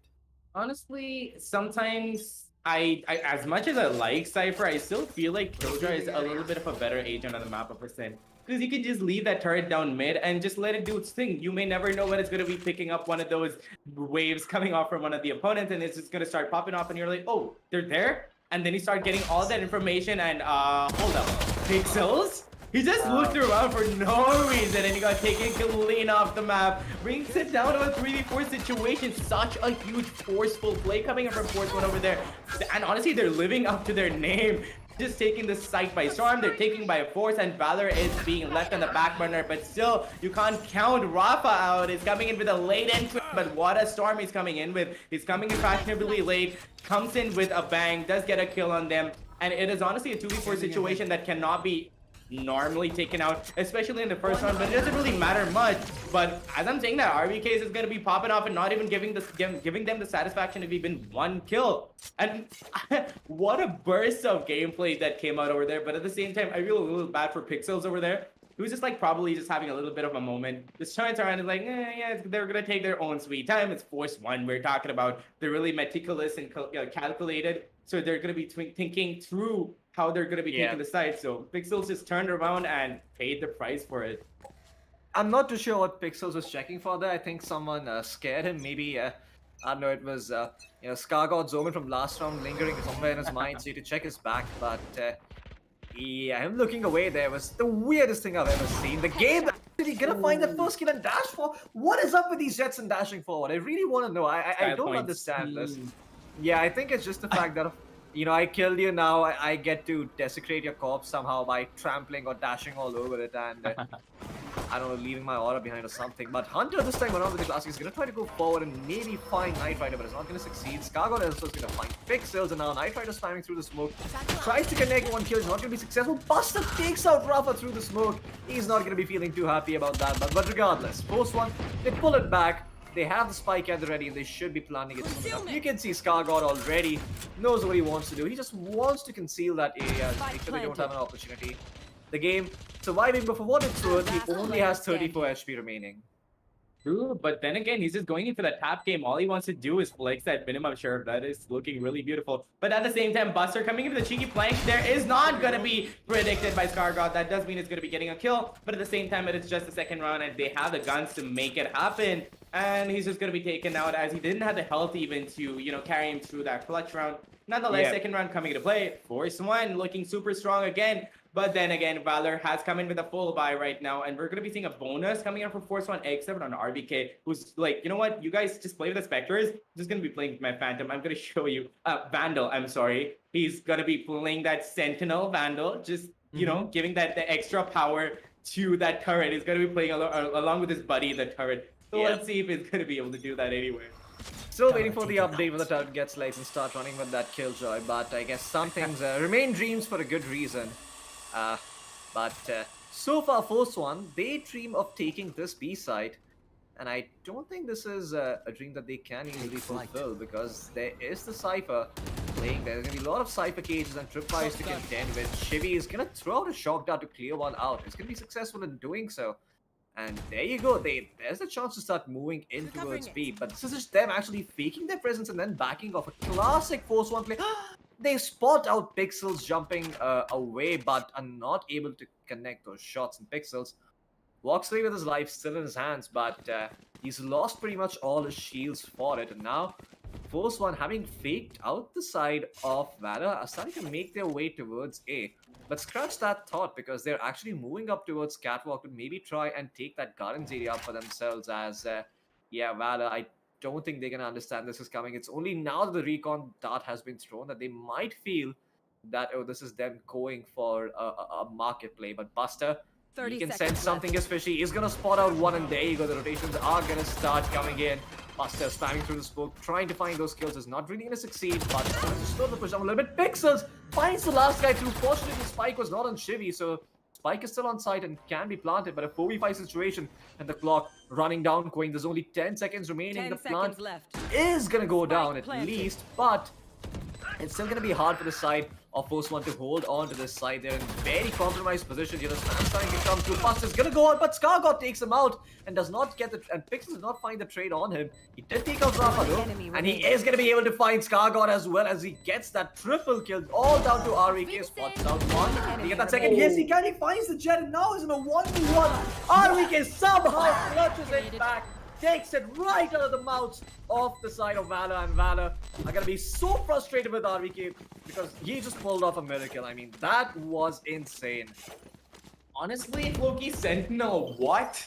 He doesn't even need his turret anymore. All his turret does is just put out a few bullets, and honestly, all it does is gives him a little bit of information. RVK doesn't even need that anymore. All he needs is his Vandal, like just that magazine loaded and one dream to get that collection. That is exactly what he manages to do. And also beautifully at that, because Valor did not expect RVK to start activating himself and getting those beautiful kills that he did. And because of those beautiful kills, Valor is going to be forced into a hard economy round. They don't have the guns to take the kills out. That also means that Nitro is going to be getting the first kill. A little bit of a cheeky play there, you know, just getting that, casually getting that ultimate orb to force somebody out of their position. But Buster is going to be holding a very cheeky angle. No, Buster just fails it completely. He knows that that owl drone is going to be going in, which means Sova is going to be left defenseless. He misses the first shot, which is something that he did not expect at all. And he goes in for the second and he's like, hold up. How is Sova not dead? A little bit of a Valorant moment over there. And another what? Trigger from Tchaikovsky. And he just activates himself and goes ham and gets two running headshots, just deleting Force One and leaves Force One just scratching their heads and wondering what happened to them. Tchaikovsky is honestly just psychotic. Just look at that. I'm not really sure what happened there. And Hunter looked around at the wrong time. It just gets just pays for it. But Tchaikovsky just activated himself and just two heads clean off the map. I am not sure what happened there. Floki, do you have any idea as to what happened there? I'm not too sure either, but I wish whatever happened to me, whatever happened to him happens to me in my rank games, and I pick up that Sheriff next time around, because those were some insane shots. Sad that they didn't get too much on the back of that, but hey, it's at least some economic damage done. And this time around, Valor gonna take the fight to the side of Force One, as Buster's gonna go forward, find a kill, and Sathingza still has his body at the ready, and he's gonna be backing off now. Oh no, Pixels actually gave away sound. They know he's still here now. That Boombot is gonna be throwing him off position as they come and peek him with their utility up. And there you go. That's them being able to trade things out and make sure that the man advantage has been nullified, although it did come at the cost of Knight Rider taking a bullet to the head and falling down to a measly 5 or 6 HP. Now, this 4v4, we'll see if Valor can get a little bit overzealous and try to occupy too much of the map. The answer is going to be no. Well, Shivi was a little paranoid after that last round, so does check Winery, and that is the Cypher actually swinging the Cypher cage down. Buster looking to catch someone off guard. He spots out Rafa, but he swings and he looks in the wrong direction. They're gonna know that they're starting to back off over here. They should have an idea at least that this is happening. Buster's gonna continue to hold for a few seconds, and I think after the side of Force One reached B main, they will have an idea that okay, these guys are no longer on A. They're probably coming towards B. But anyway, that information is going to play to Valor's advantage, Loki, because now that they know that nobody's going to be in that A position, they know that a B rush is going to be coming in, and at the same time, Force One doesn't have the time to take out the round. 10 seconds of the clock, and the spike has to be going down, or else they're not going to be able to get it. And a little bit of a confused gunplay coming in from Rafa and his opposing enemy over there, and they both manage to whip it a little bit, but one does manage to reign supreme. But at the same time, Rafa is going to be taken out instantly. 1v1 situation, but that spike plant time is long on. Force One really can't bring this round out, but at the same time, what they have on their hands is economy. They have the money to buy the guns that they need, and Valor does too. So really, it's all up to who takes control the first. And once you take control of a teeny tiny portion of the map, and you start moving into their team, which is what Force One is doing. If you keep doing that, you can honestly, you know, push Valor back into a corner, and they have to start going in for that retake. And if they manage to do that, yeah, they have really juicy gameplays on their side, to be honest. Yeah, they most certainly do. But a second buy being strung together here from Force One, thanks to the economy that built up by them winning 4 rounds in a row. You should run. This time around, they're not really gonna screw around too much. They're gonna straight up drop down that lockdown But the lockdown, the Astral Divide is actually going to come through. Light Rider does see Pixels there for a bare moment, but is not going to be able to find him. Pixels actually stayed inside that ult and gets detained. Rafa's going to take him out. Buster unable to find the trade. Those paint shells, as well as the showstopper, just dissuading him from pushing forward. But Rafa looking to take the fight towards heaven as that bazooka is gonna be not what? He does not actually. Out of charges. He doesn't deal any damage either. Okay, that just kind of sucks. Oh, never mind. Hunter did take a fair amount of damage. Never mind. That showstopper did do something. But yeah, I'm not sure if they're gonna be able to retake the site here. The game is trying to go forward and find those kills. Completely rips the knives on Knight Rider. Buster's gonna be able to find one, but he's in a bit of a hard position there, and Hunter is just going to make the call to maybe pick up a rifle from somewhere, or at least hold on to a Spectre for the next round, because the next round is going to be an eco for Valor. As the first one, they put a fifth one on board for themselves. And they need all the money that they can find, which is why Hunters just made the wiser choice of holding on to that Spectre. But Force One, honestly, they're forcing their way into Valor's lives, and Valor is just paying dearly for it. And they're like being knocked back on the economy a bit too much, and it's not leaving them enough breathing room to buy the guns that they need to take the rounds. And at the same time, they're falling back at the right time, but those utilities coming in from Force One are also good, that Valor is just left a little bit, teeny tiny bit scratching their heads.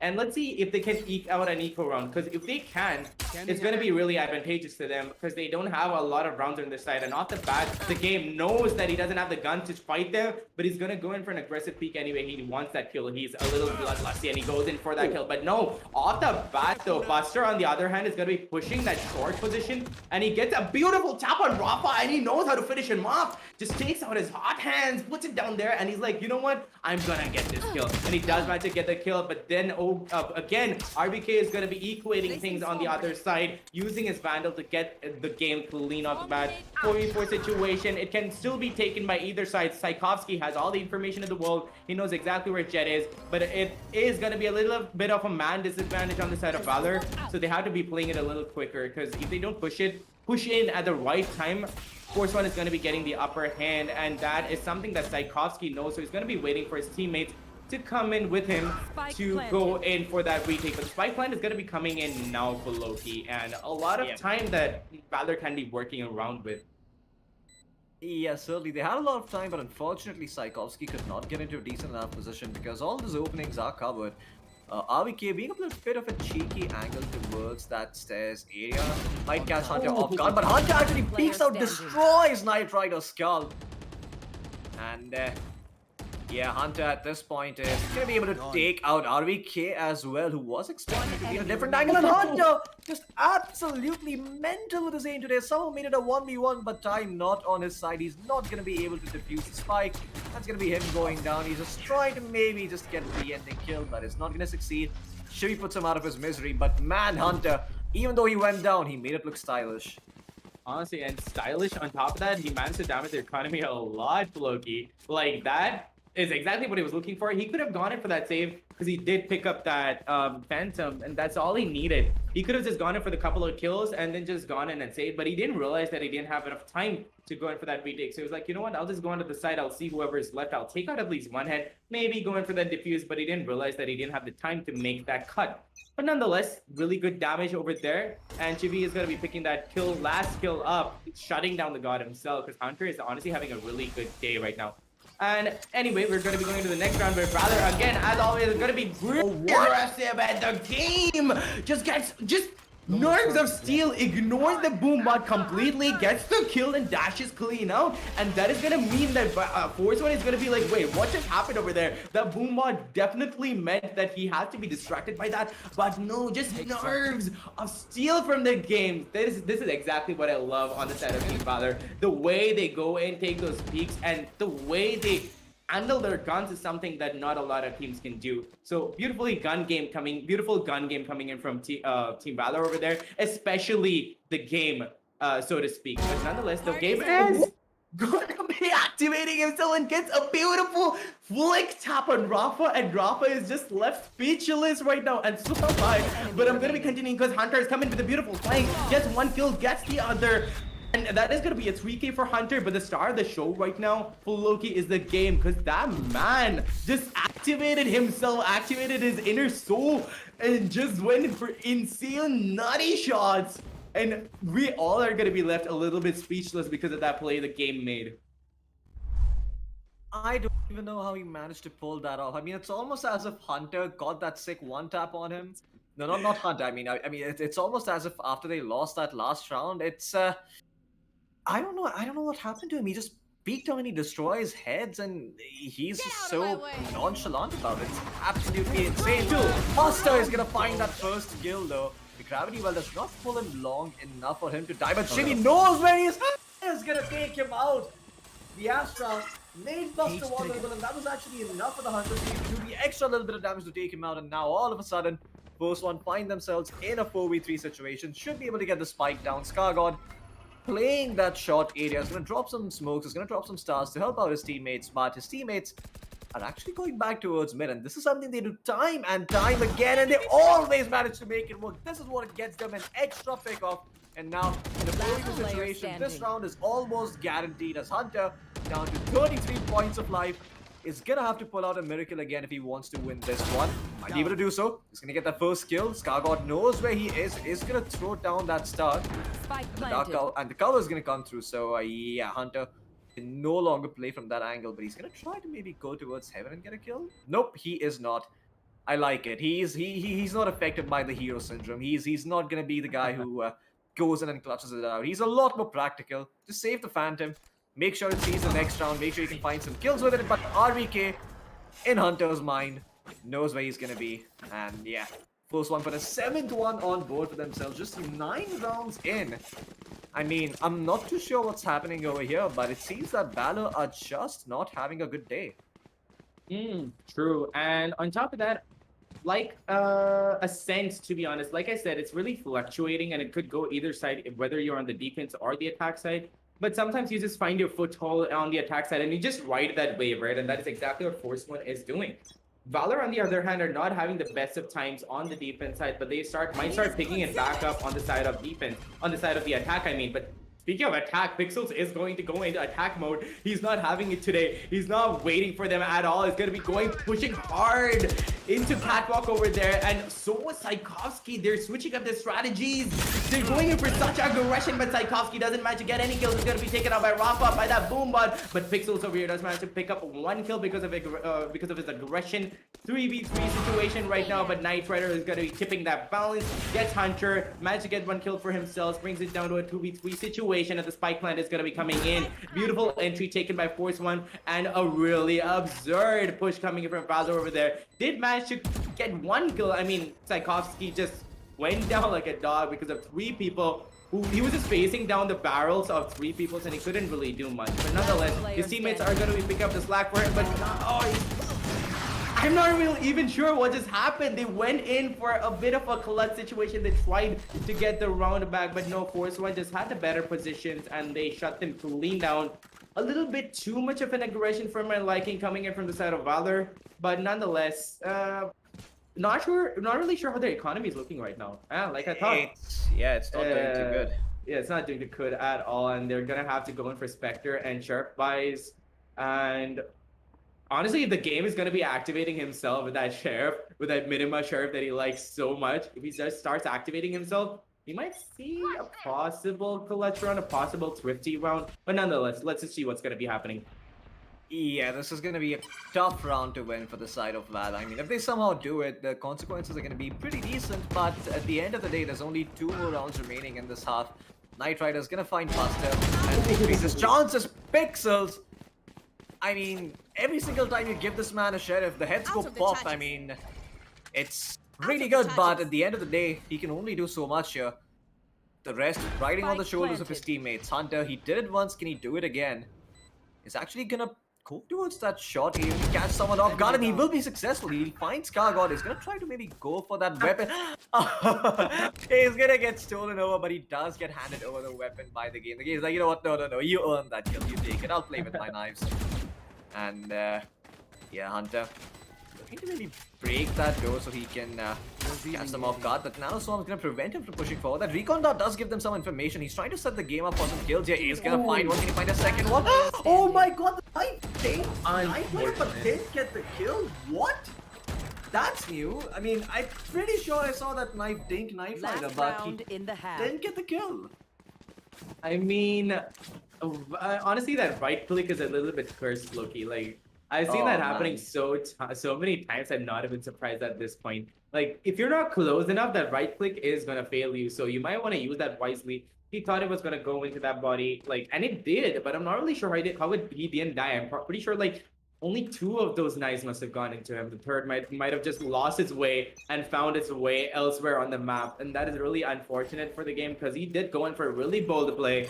Did manage to pick up 1 kill, but at the same time, that is all he could. But now, speaking of kills, he is going to be picking the first kill on RBK, damaging their player advantage. Their, that little bit of advantage that Force One was working with. But Tchaikovsky, as always, he's gone on to a different strategy. He's going to be pushing up mid all the time, just waiting for somebody to push in. But Skargot doesn't see that coming. Oh no, Tchaikovsky whiffed and Skargot didn't. He picks up that kill, but the game is feeling bold over here. It's gonna be going down B main, trying to get a kill, but nonetheless, no kill is gonna be coming out. But on the other hand, Knight Rider is gonna be picking up a kill on Buster. Brings it down to a 3v4 situation. So much action going down across the field, and as I'm saying that, Pixels is going to be picking up a kill on Skargot through the smoke, but he goes into his Astral Farm at the wrong time, and Knight Rider is going to be making the most of that. 2v3 situation, the player advantage has been lost on the side of Team Valor, and they do, Force does have the spike in their possession, but as I'm saying that, Hunter is going to be finding a kill exactly on the spike planter, and Chibi is going to be going down, and that spike is going to be recovered by Rafa. They are going to be going in for an A plant anyway. They do have 30 seconds, but that is going to be cutting it a bit close if they go in for a bamboozle play on the side of B, but Hunter is going to be activating his Hunter's Fury. He's probably meaning those punts. He knows what he is. He knows he's a Hunter, and he went in for that kill, but Knight Rider gets a kill because Hunter was already damaged a lot. 1v1 situation, and the audio cue has been given out to Knight Rider. The game is going to be trying to half it, and he's going to be going in for that 1v1. That is exactly what he does. It does half it, and 1v1 situation, Floki could go to either side, but no, he's going to be sticking it completely, and he's going to be able to get the round out. Knight Rider just couldn't like read through that. He didn't time it properly, and he didn't really think that stick was going to be coming in. That is going to be giving the third round onto the side for Team Valor. Not bad at all, because really, you might just see a switcheroo coming in. Sometimes I see teams playing so much better on the defense side on the map of Ascent, because sometimes you're just more comfy on that side, and Valor just might be one of those teams. Yeah, they certainly could be, but let's not forget here, I mean, this scoreline is very, very similar to the last game itself.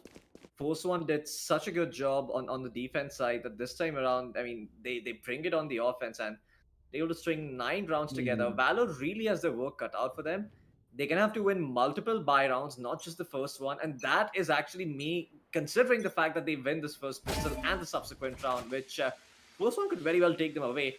These shock darts, I'm curious to see where they end up landing. They land directly in a main, but they don't really end up finding a get big. Oh no, the game. Oh my god, the so much work for RVK, shutting down the entire push from Valor.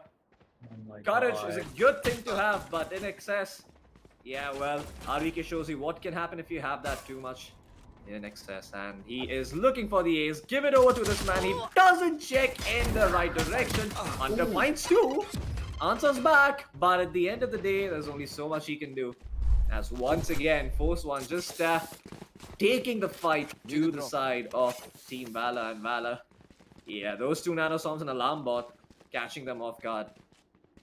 And for Loki, that is going to mean that the 2-digit number is going to be coming out of the board, and Team Force One must be feeling a little confident about themselves, and that is going to be carrying them through a little bit. But at the same time, that confidence has to be in balance, because if you put it out too much, you go to that overconfidence mode. Team Valor is a team that will start picking back up on that. They will feel those vibes. They'll feel that energy coming off of you. They'll know when you're being overconfident. As I'm saying, Rafa is going to be going in for a little bit of an aggressive peek over there, but that sense just comes back at him, and he's going to be like, you know what? Not today. I'm just going to be going back. But that is not going to be stopping him from holding an aggressive angle. But RGK, on the other hand, is going to be super sneaky. RBK on short over there. Is just waiting for somebody to come in, and they do have the Spectres in their advantage. That is going to mean that Scargod is going to be picking up a kill, and an entire bloodbath is going to be coming out. 2v3 situation already, ladies and gentlemen, and VALOR has to be picking up their game. Oh, and a beautiful tap from the game on RBK brings it down to a 2v2 situation, all up to Buster and the game to clutch this round out. Highly possible, because like I said, they just might be a little more comfortable on the side of offense, and that is exactly what they're going to be doing. Buster goes in for that flash just to get that gun back, and that stinger is honestly going to be stinging Force One a little bit, because that gun advantage is going to be coming into play really soon, because they still have the spike in their hands. They're going to be going in for the A plan. The door is going to be shut, and all the game has to do right now is just hold that position, wait for Rafa to come, and he's going to be getting that kill anytime soon now. Wafa has no idea, however, that the game is going to be holding that angle. I'm very sure the game is going to pick it up. Oh, but he lets Buster get taken down 1v1 situation, and that also means that Shibi knows now where the game is going to be, but I'm not really sure why he went in for that glad. He's just going to be giving out a little bit of an audio notification, but let's see which Spectre is going to be coming out on top. The game is not going to be taking any chances. Picks up the spike, and he goes in for a full plan, and means that he's going to be dying. I don't really know why he went for that, but yeah, he didn't time it properly. He knew that Chibi is going to be pushing, and in a really close quarter situations, ladies and gentlemen, you're not supposed to be going in for a full plan, and neither should you be using utilities right up in the face of your adversity. But nonetheless, he did go in for a really valiant effort, and that didn't pay off that well for him, and that means that the 11th round is going to be coming into play for the side of Force One, and Force One is looking super confident and looking to take this home, Floki. Yeah, I mean, the first buy round's gonna come through of the game. We'll see if they decide to upgrade now. They mostly... Okay, they do upgrade to 3 rifles. They are gonna be using 3 of those. The others are gonna play with the Spectres for the time being. So, let's see if Force One can make this buy work. But VALOR really need to win this one if they want to stay in this game here. Just for a little bit longer. Buster does have a Spectre in his hands, as not the best weaponry available on VALOR, and Night Rider is actually going to find that opening kill. Scargod elsewhere is also going to find Pixels. I think that might have been through the smoke. And yeah, I don't think Pixels is going to be too happy about that. Buster, all alone on this A side, Quaid, and this is starting to look like it's the beginning of the end here for Team VALOR. A little bit of a doomsday situation going on, right, Loki? They have to get a good game going on, or else it's going to be the end game going on, and they have to pick up a few kills, and Buster is going to be managing to get 1 kill at least, and Tchaikovsky has got his back on B-Man over there, but what else he has is the spike. Buster has cleared out the site, and he has to be waiting for somebody else to push in, and Tchaikovsky has to come in as safely as possible. The door, however, I'm not really sure if that's closed down, but if it's not, they have to pick up the pace, and they have to close the door. But Hunter over here has got to be picking up the pace himself. Gets Scargod out, brings it down to a 3v3 situation, and the spike is going to be planted. All up to Buster and Tchaikovsky to hold down the site, and all up to Hunter to hold for that flank. But that lockdown is going to be coming in from RBK, and that clutch situation is going to be coming out from a 3v3 situation, so it's not really that much of a difference. But the entirety of VALOR is going to be pushing up against each other, and a beautiful spray game coming in. Oh no, don't! No! RBK, no! You did not just do it like that. That was just wrong. Like an in-your-face sort of moment. Oh my god, so what was he feeling so bad? But Buster picks up a beautiful kill because he had all the time in the world to come out of that static stage of himself, and he is going to be taking up the second, and the defuse is going to be denied. And Buster is going to die himself. Oh my god, Floki. Honestly, you know what this is? This is karma. I think I need more hands for the face palm I'm about to do over here. I mean, this is insane. They clearly saw that there were 2 players detained. They knew how big the radius of that Killjoy ult is, but they don't go and check Winery. Instead, what they do, they engage in tomfoolery with Hunter. They're like, yeah, I'm gonna duck in front of your face, Hunter. How do you feel about that? Ha. But Hunter ends up getting that last laugh, at least for that round. As Loki, though, they could have gone in for a double peek, or I'm telling you, this is what it is. This is karma. RBK honestly jinxed it. Yeah, I think it probably did. You would be wrong about that. Rafa does end up finding the double, but does not succeed in doing much more. Oh my god, Shimmy! What the hell are you eating, brother? Because I need that thing. Shimmy just shutting players down on VALOR, and now somehow finally in a favorable situation. A classic kill here for Scargod as he finds Buster, and Shimmy's gonna find another on Hunter. A thrifty for the side of Force One to bring them to match point. And I think Valor, that's the Match economy point. falling apart as they have no money whatsoever, just 2,000 credits to their name. It's going to be Sheriffs and Shields, and that's all they have to work with to put this round on board. And maybe, just maybe, delay the inevitable a little bit more. And that might be possible, Floki, because normally people talk about how, like, when you reach the 12th round, it's just gonna be the person, the team with the 12th round on the board to get, get the last round onto their game because they have that confidence factor. Get out But of what my I way. fear is the overconfidence from the side of Force One. But they are also not a team that has that going on for them. But then Pixels manages to pick up a kill with that Sheriff, and Force One is just popping off with kills left, right, and center, and an unfortunate dash coming from Jet over there. Tries to get a kill with his Blaze Storm, doesn't manage to do so. Hunter, however, over here seeks out the Killjoy, gets that tag, but that's all he needs. He wants to go in for the kill, and he gets that kill on RBK. This is karma, but Scar God is gonna be picking up the last kill on Hunter, putting the 13th round onto the board and the win in their favor. Congratulations, Force One, and at the same time, amazingly well done, Valor, because you put up a fight of a lifetime, and it was really, really fun to watch. Floki, what do you say? You're much more nicer than I am. I think, Valor, sure, they were able to delay the inevitable by a little bit longer, but at the end of the day, Force One, they just, they had them by the hip, and there's no way that they could, just wriggle themselves out of that grip that Force One had on Valor the entire time. It's just like, I'm gonna kill you. I mean, there's no way you're gonna be getting out of this one. And Force One, I mean, not to take anything away from them, they engaged in stupid stuff. I'm not gonna be letting them off the hook that easy. I did see RVK being a little bit disrespectful, but at the end of the day, they end up winning this round. They end up winning the round, not the round. I mean, they end up winning the map, and that's what really matters, right? I mean, sure, like in the short term, yeah, maybe Hunter had a laugh. He's like, haha, nice BMK. What you gonna do? But at the end of the day, it was Force One who took the map. So kudos to them for being able to do that in such a dramatic fashion against the side of Team Valor, who has some really experienced members on their team. But Quaint, I wanna hear your thoughts on the match highlights that are about to come up, because I think there were a lot of moments where Force One, I mean, they looked absolutely brilliant. There was a time where I think even Valor had some really sick clutch moments. I think Yes. Hunter got a 4K somehow in a round that he had no business getting any more kills. But yeah, just walk me through this, Quaint. Tell me what went so wrong here for Valor. Honestly, before I start that, not only were there a lot of good collect situations from both sides, that aim game was so good. I can't even start. And at the same time, it was just such a good content match at this point. Because look at that. Tchaikovsky just started popping off, just gets two running one taps, and that is so satisfying when you manage to get that for Loki. But at the same time, I love how this match was so evenly balanced out, not in terms of the matchup, but in terms of the content. Because we had like really sick flicks, we had really sick shots, and at the same time, we had really sick gameplay, and at the same time, we had a lot of meme-worthy moments, Floki, and Yeah. that's not you don't get to see that quite often, do you?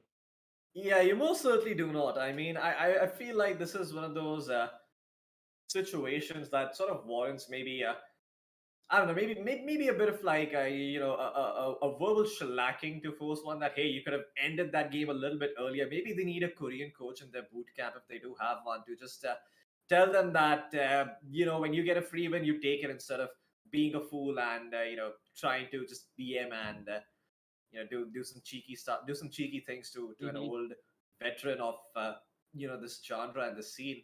But yeah, apart from that, I mean, I think Valor as a team have a long way to go before they can start really contending against Force One.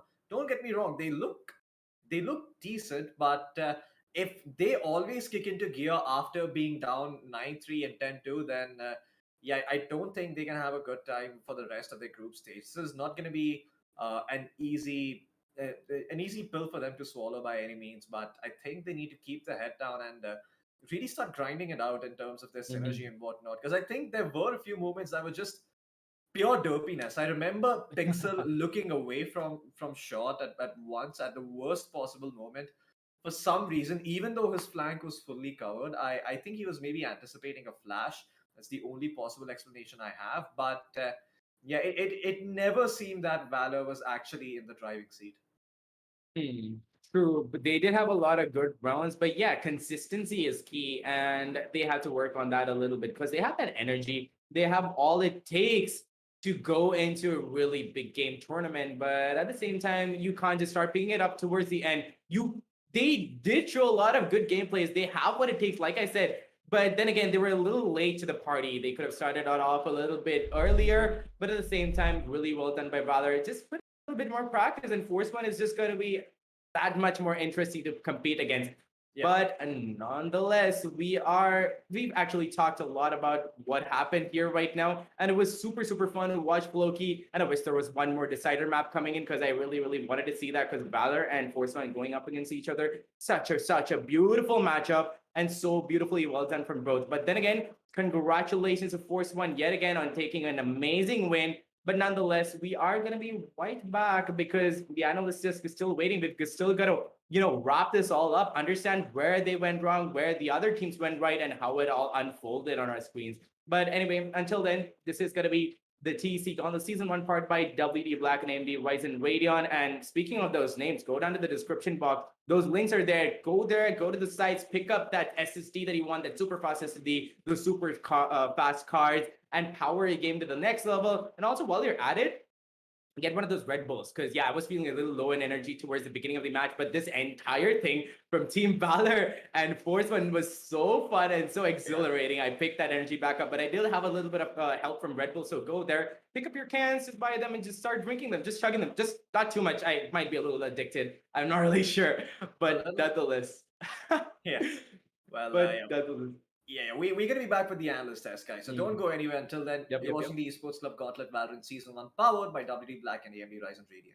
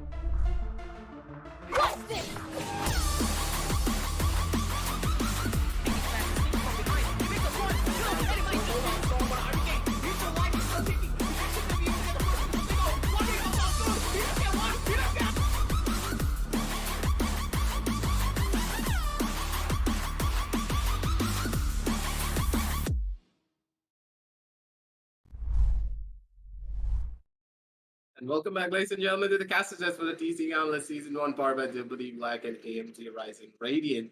As we are back, we had a lot of incredible matches going Up four is down for map number one and also map number two, but at the very end of it all, it was the side of Team Valor just falling short to a lot more of these consistent plays coming on down from the side of Force One. So let's head on down over to the map video screen to see what the score lines were, as we are going to be breaking down each of the maps piece by piece so we can get a little bit more of an understanding of what happened down in map number one versus map number two. So let's start it all off with Floki because Quaint, as he just stated, he has a little bit too much energy in him, so I'm gonna let him rest a little while. And Yeah. Floki, give us your thoughts on what happened in the map of Haven in particular, because that was a pickup by the side of Team Valor, and they really did have a really good showing right at the very start, right at the very end, sorry. But Yeah. what happened to them right at the very beginning stages of that match? I mean, I think one of the biggest reasons why we see such huge storms in Valorant is because a lot of the maps that teams practice tend to overlap with each other. So usually, I mean, maybe if there were fewer more maps in the pool, you'd see you'd see there being a lot closer matches. But because there's only so few, teams are rather unanimous as to what maps they practice and what maps they don't. Haven is a map that is almost always going to be practiced by every single team, along with Ascent. Split is a map that everyone universally hates. So, yeah, I mean, Split's probably a map that we don't get to see very often. I think Icebox also somewhere falls in that category, along with Breeze. And I think this is just this is just the result of the map pool being very small as of now in Valorant because there aren't really a lot of maps. You tend to be in the situation where the maps you've practiced are going to be the same as the map the enemy team has practiced, and maybe they just practice it a little bit more. They practiced against better teams, so the things that they have learned are going to be a lot more applicable than the things you've learned about that map. And as a result, just because that sample size of maps is so low, I feel like this is just one of those situations where Valor really couldn't do much. I mean, these are their best maps, but at the end of the day, if a team has practiced more often, if a team has been around longer and if a team has played these maps a little bit more than you, then yeah, you just screwed. And that's exactly what happened on Haven. That's Force One's playground. That's Force One's home turf, apparently. Yeah, initially when we were talking about the side of Force One, I really was constantly highlighting the fact that Force One going on down onto map number one, they do have a massive advantage because Haven is a map where I've seen them perform extremely well, and going on that 13-7 scoreline, they performed admirably. But at the same time, let's just talk about the second half a little bit more. And I'm gonna ask you this question, Quinn. What do you think personally the side of Team Valor did properly on their second half and at the very end that got them those 7 rounds, and why they were not able to carry it down forward over to the map of Ascent? Honestly, teamwork, proper communication, and the guns at the right time because their aim is godlike and they're really evenly matched out on the aims area. And I saw really good ability uses from both sides, but there were a few moments where Team Valor was being a bit too aggressive, a bit too overzealous, and they went in for kills that they shouldn't have. They should have held back, displayed the information. But then again, they were having fun. Both of the teams were having a lot of fun, and I loved seeing them have fun because that is exactly what this tournament is about. A little bit of effort and a lot of fun at the same time, because that is what Valorant is about, isn't it? And honestly, Valor did have a lot of fun, and so did Force One. But I feel like it's not even about that. It's about a little bit about, sometimes it's just unfortunate. And at the same time, uh, in this particular map, the second one where they went all ham, they went in and got the kills. They just had the proper positioning and they were working off of each other's backs and they were just landing such insane shots that I really thought that Valor was going to be making the comeback. But sometimes they were just caught off guard by Team Force One when they just switched up the strategies ever so often. And it just kept Valor thinking on their feet. And what I think Valor should have been doing is switching up their own strategies along with that. They should have kept Force One on their feet, but no, they were just sticking by the book. They were being a bit too over aggressive, and they were switching it up a little once or twice, but it was not often enough. But Force One just had like this on-off button where they were like aggressive, not aggressive, aggressive, not aggressive. So honestly, that just kept Valor on their feet and kept them thinking. And Force One just took advantage of that. Completely agree with you. Perfect analysis coming on down from your side, Queen. And let's head on down over to map number two highlights. And Floki, I'm gonna ask you this question once again. What do you think what happened in map number two? Yes, it was the home map for the side of Force One, but at the same time, Team Valor, when it comes down to their track record on that map in particular as well, they have a lot of wins and they are known to be very dangerous on Ascent, but it felt as though nothing really happened the way that we expected. I think it's more really the side of Valor really learning the ropes of Ascent because they had some setups that were, in my opinion, a little bit questionable. With Pixels playing towards that short area as the Astra, I was a little confused as to why you would do that. Usually, it's reserved for someone like a Jet or someone like a Reina who can peek that and get away with it a little bit easily. Maybe even play from the off angle a little bit, but. Yeah, that decision to put Pixels up there was a little bit weird to start with, and then of course, Pixels looked the other direction and got his head blown clean off. So that's another story all by itself. But I think maybe Valor's ideas as to how Ascent as a map generally works is a little bit too second stone. I feel like they need to allow for a little bit more fluidity in the way they conceive this map, or sorry, in the way they understand this map. And I think once they start doing that a little bit more, once they start opening their mind up a little, they'll realize that Ascent has a lot more to it than just having set in stone setups where your cipher is always on that B side, is always throwing down those tripwires there, and basically there isn't really a lot of wiggle room for the side of Team Valor. I mean, at most I saw Saikovsky. The wildest thing he did was push down mid, which is a bit too wild in my opinion. But yeah, at the end of the day, I mean, if Valor are going to be that adamant about if Valor are going to be that adamant about something, then yeah, they better have something or the other to know how to make it work. They better be playing better off of each other, or they have the communication up, because something needs to change from them. If they want to continue playing this style of Valorant, it's going to be super high execution, and I think for that they need better communication. So I'm actually going to pin that one down on that. Just having maybe not the best comms in the world.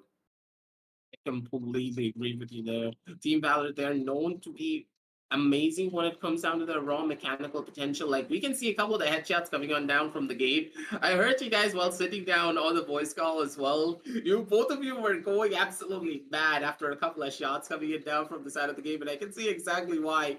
The shots were clean, they were beautiful, they were crispy, and honestly, they were just running them down one by one, and they were not giving a lot of space away. But it all really came down to the consistent factor coming on down from all the members of the side of Force One Esports, constantly just coming on top in their trade engagements every single time.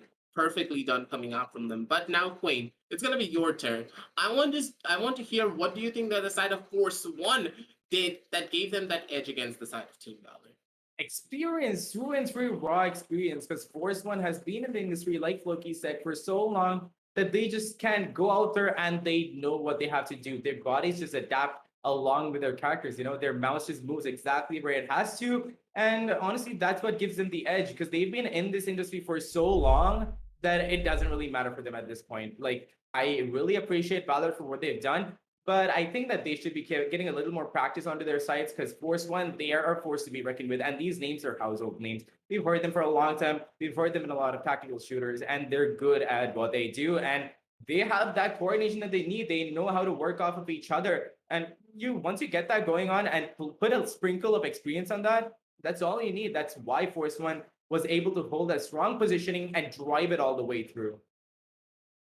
Completely agree with you. Of course, one, they're such a driving force moving on down forward as well. And the fact that they were able to take 2 more points off the board, take it down on a 2-0, that basically means that when it comes down onto the point board, they're comfortably going to be sitting in that number 3 position. They're not going to be going anywhere, and they can keep on moving up and up and up and be moving on down forward onto playoffs. But for the side of Team Valor, things are just going to get a lot more difficult, because now, as we head on down over to the group standings, I want to ask you this, Floki, because you can already see Team Valor, they're still stuck on the 6-point margin.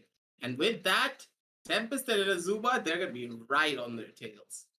Yeah, and I think this is one of those situations where Valor as a team are sort of the gatekeepers of this area. Now, Valor, sure, I mean, they may not look like the best team when they go up against the side of Force One, Godlike, or Global, but that doesn't mean that they are a bad team by any stretch of the imagination. In fact, these guys are really, really good. And if you want to make it to the top 4, you're going to have to beat them, and beating them is going to be difficult for the likes of Tempest and Azuma Simple and Insignia. It's not going to be the easiest affair in the world. So yeah, Team Valor, while they themselves may not have what it takes to breach that S tier, to reach that upper echelon of Indian Valorant, they certainly do well to serve as the gatekeepers of the series. I think Tempest and Inazuma are going to be hard pressed if they think that their matches against Valor are going to be a bit of a walk in the park, because they certainly are not. Yeah, I completely agree with you. When it's on a 3, 3, and 6, and 1 point off for both of these teams to try and take it all away, things are just gonna get a lot more harder. But Point, I'm gonna ask you this question: do you think that Tempest and Inazuma can take it all away from the side of Team Valor? Will Team Valor be able to protect that position? Because at this stage, it's about getting to playoffs, or you're gonna get sent on down over to season 2 for the for the groups.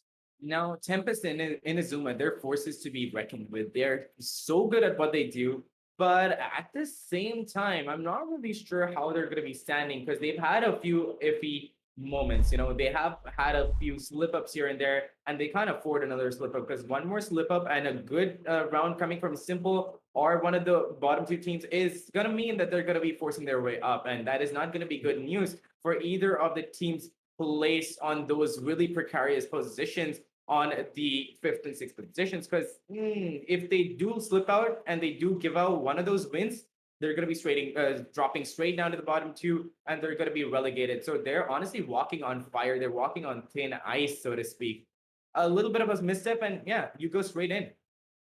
I completely agree with you. As a Team Valor, they're literally right on that edge, and they need to be very much careful of how they proceed from here on out. Maybe change up a couple of their strategies to bring them that level of edge.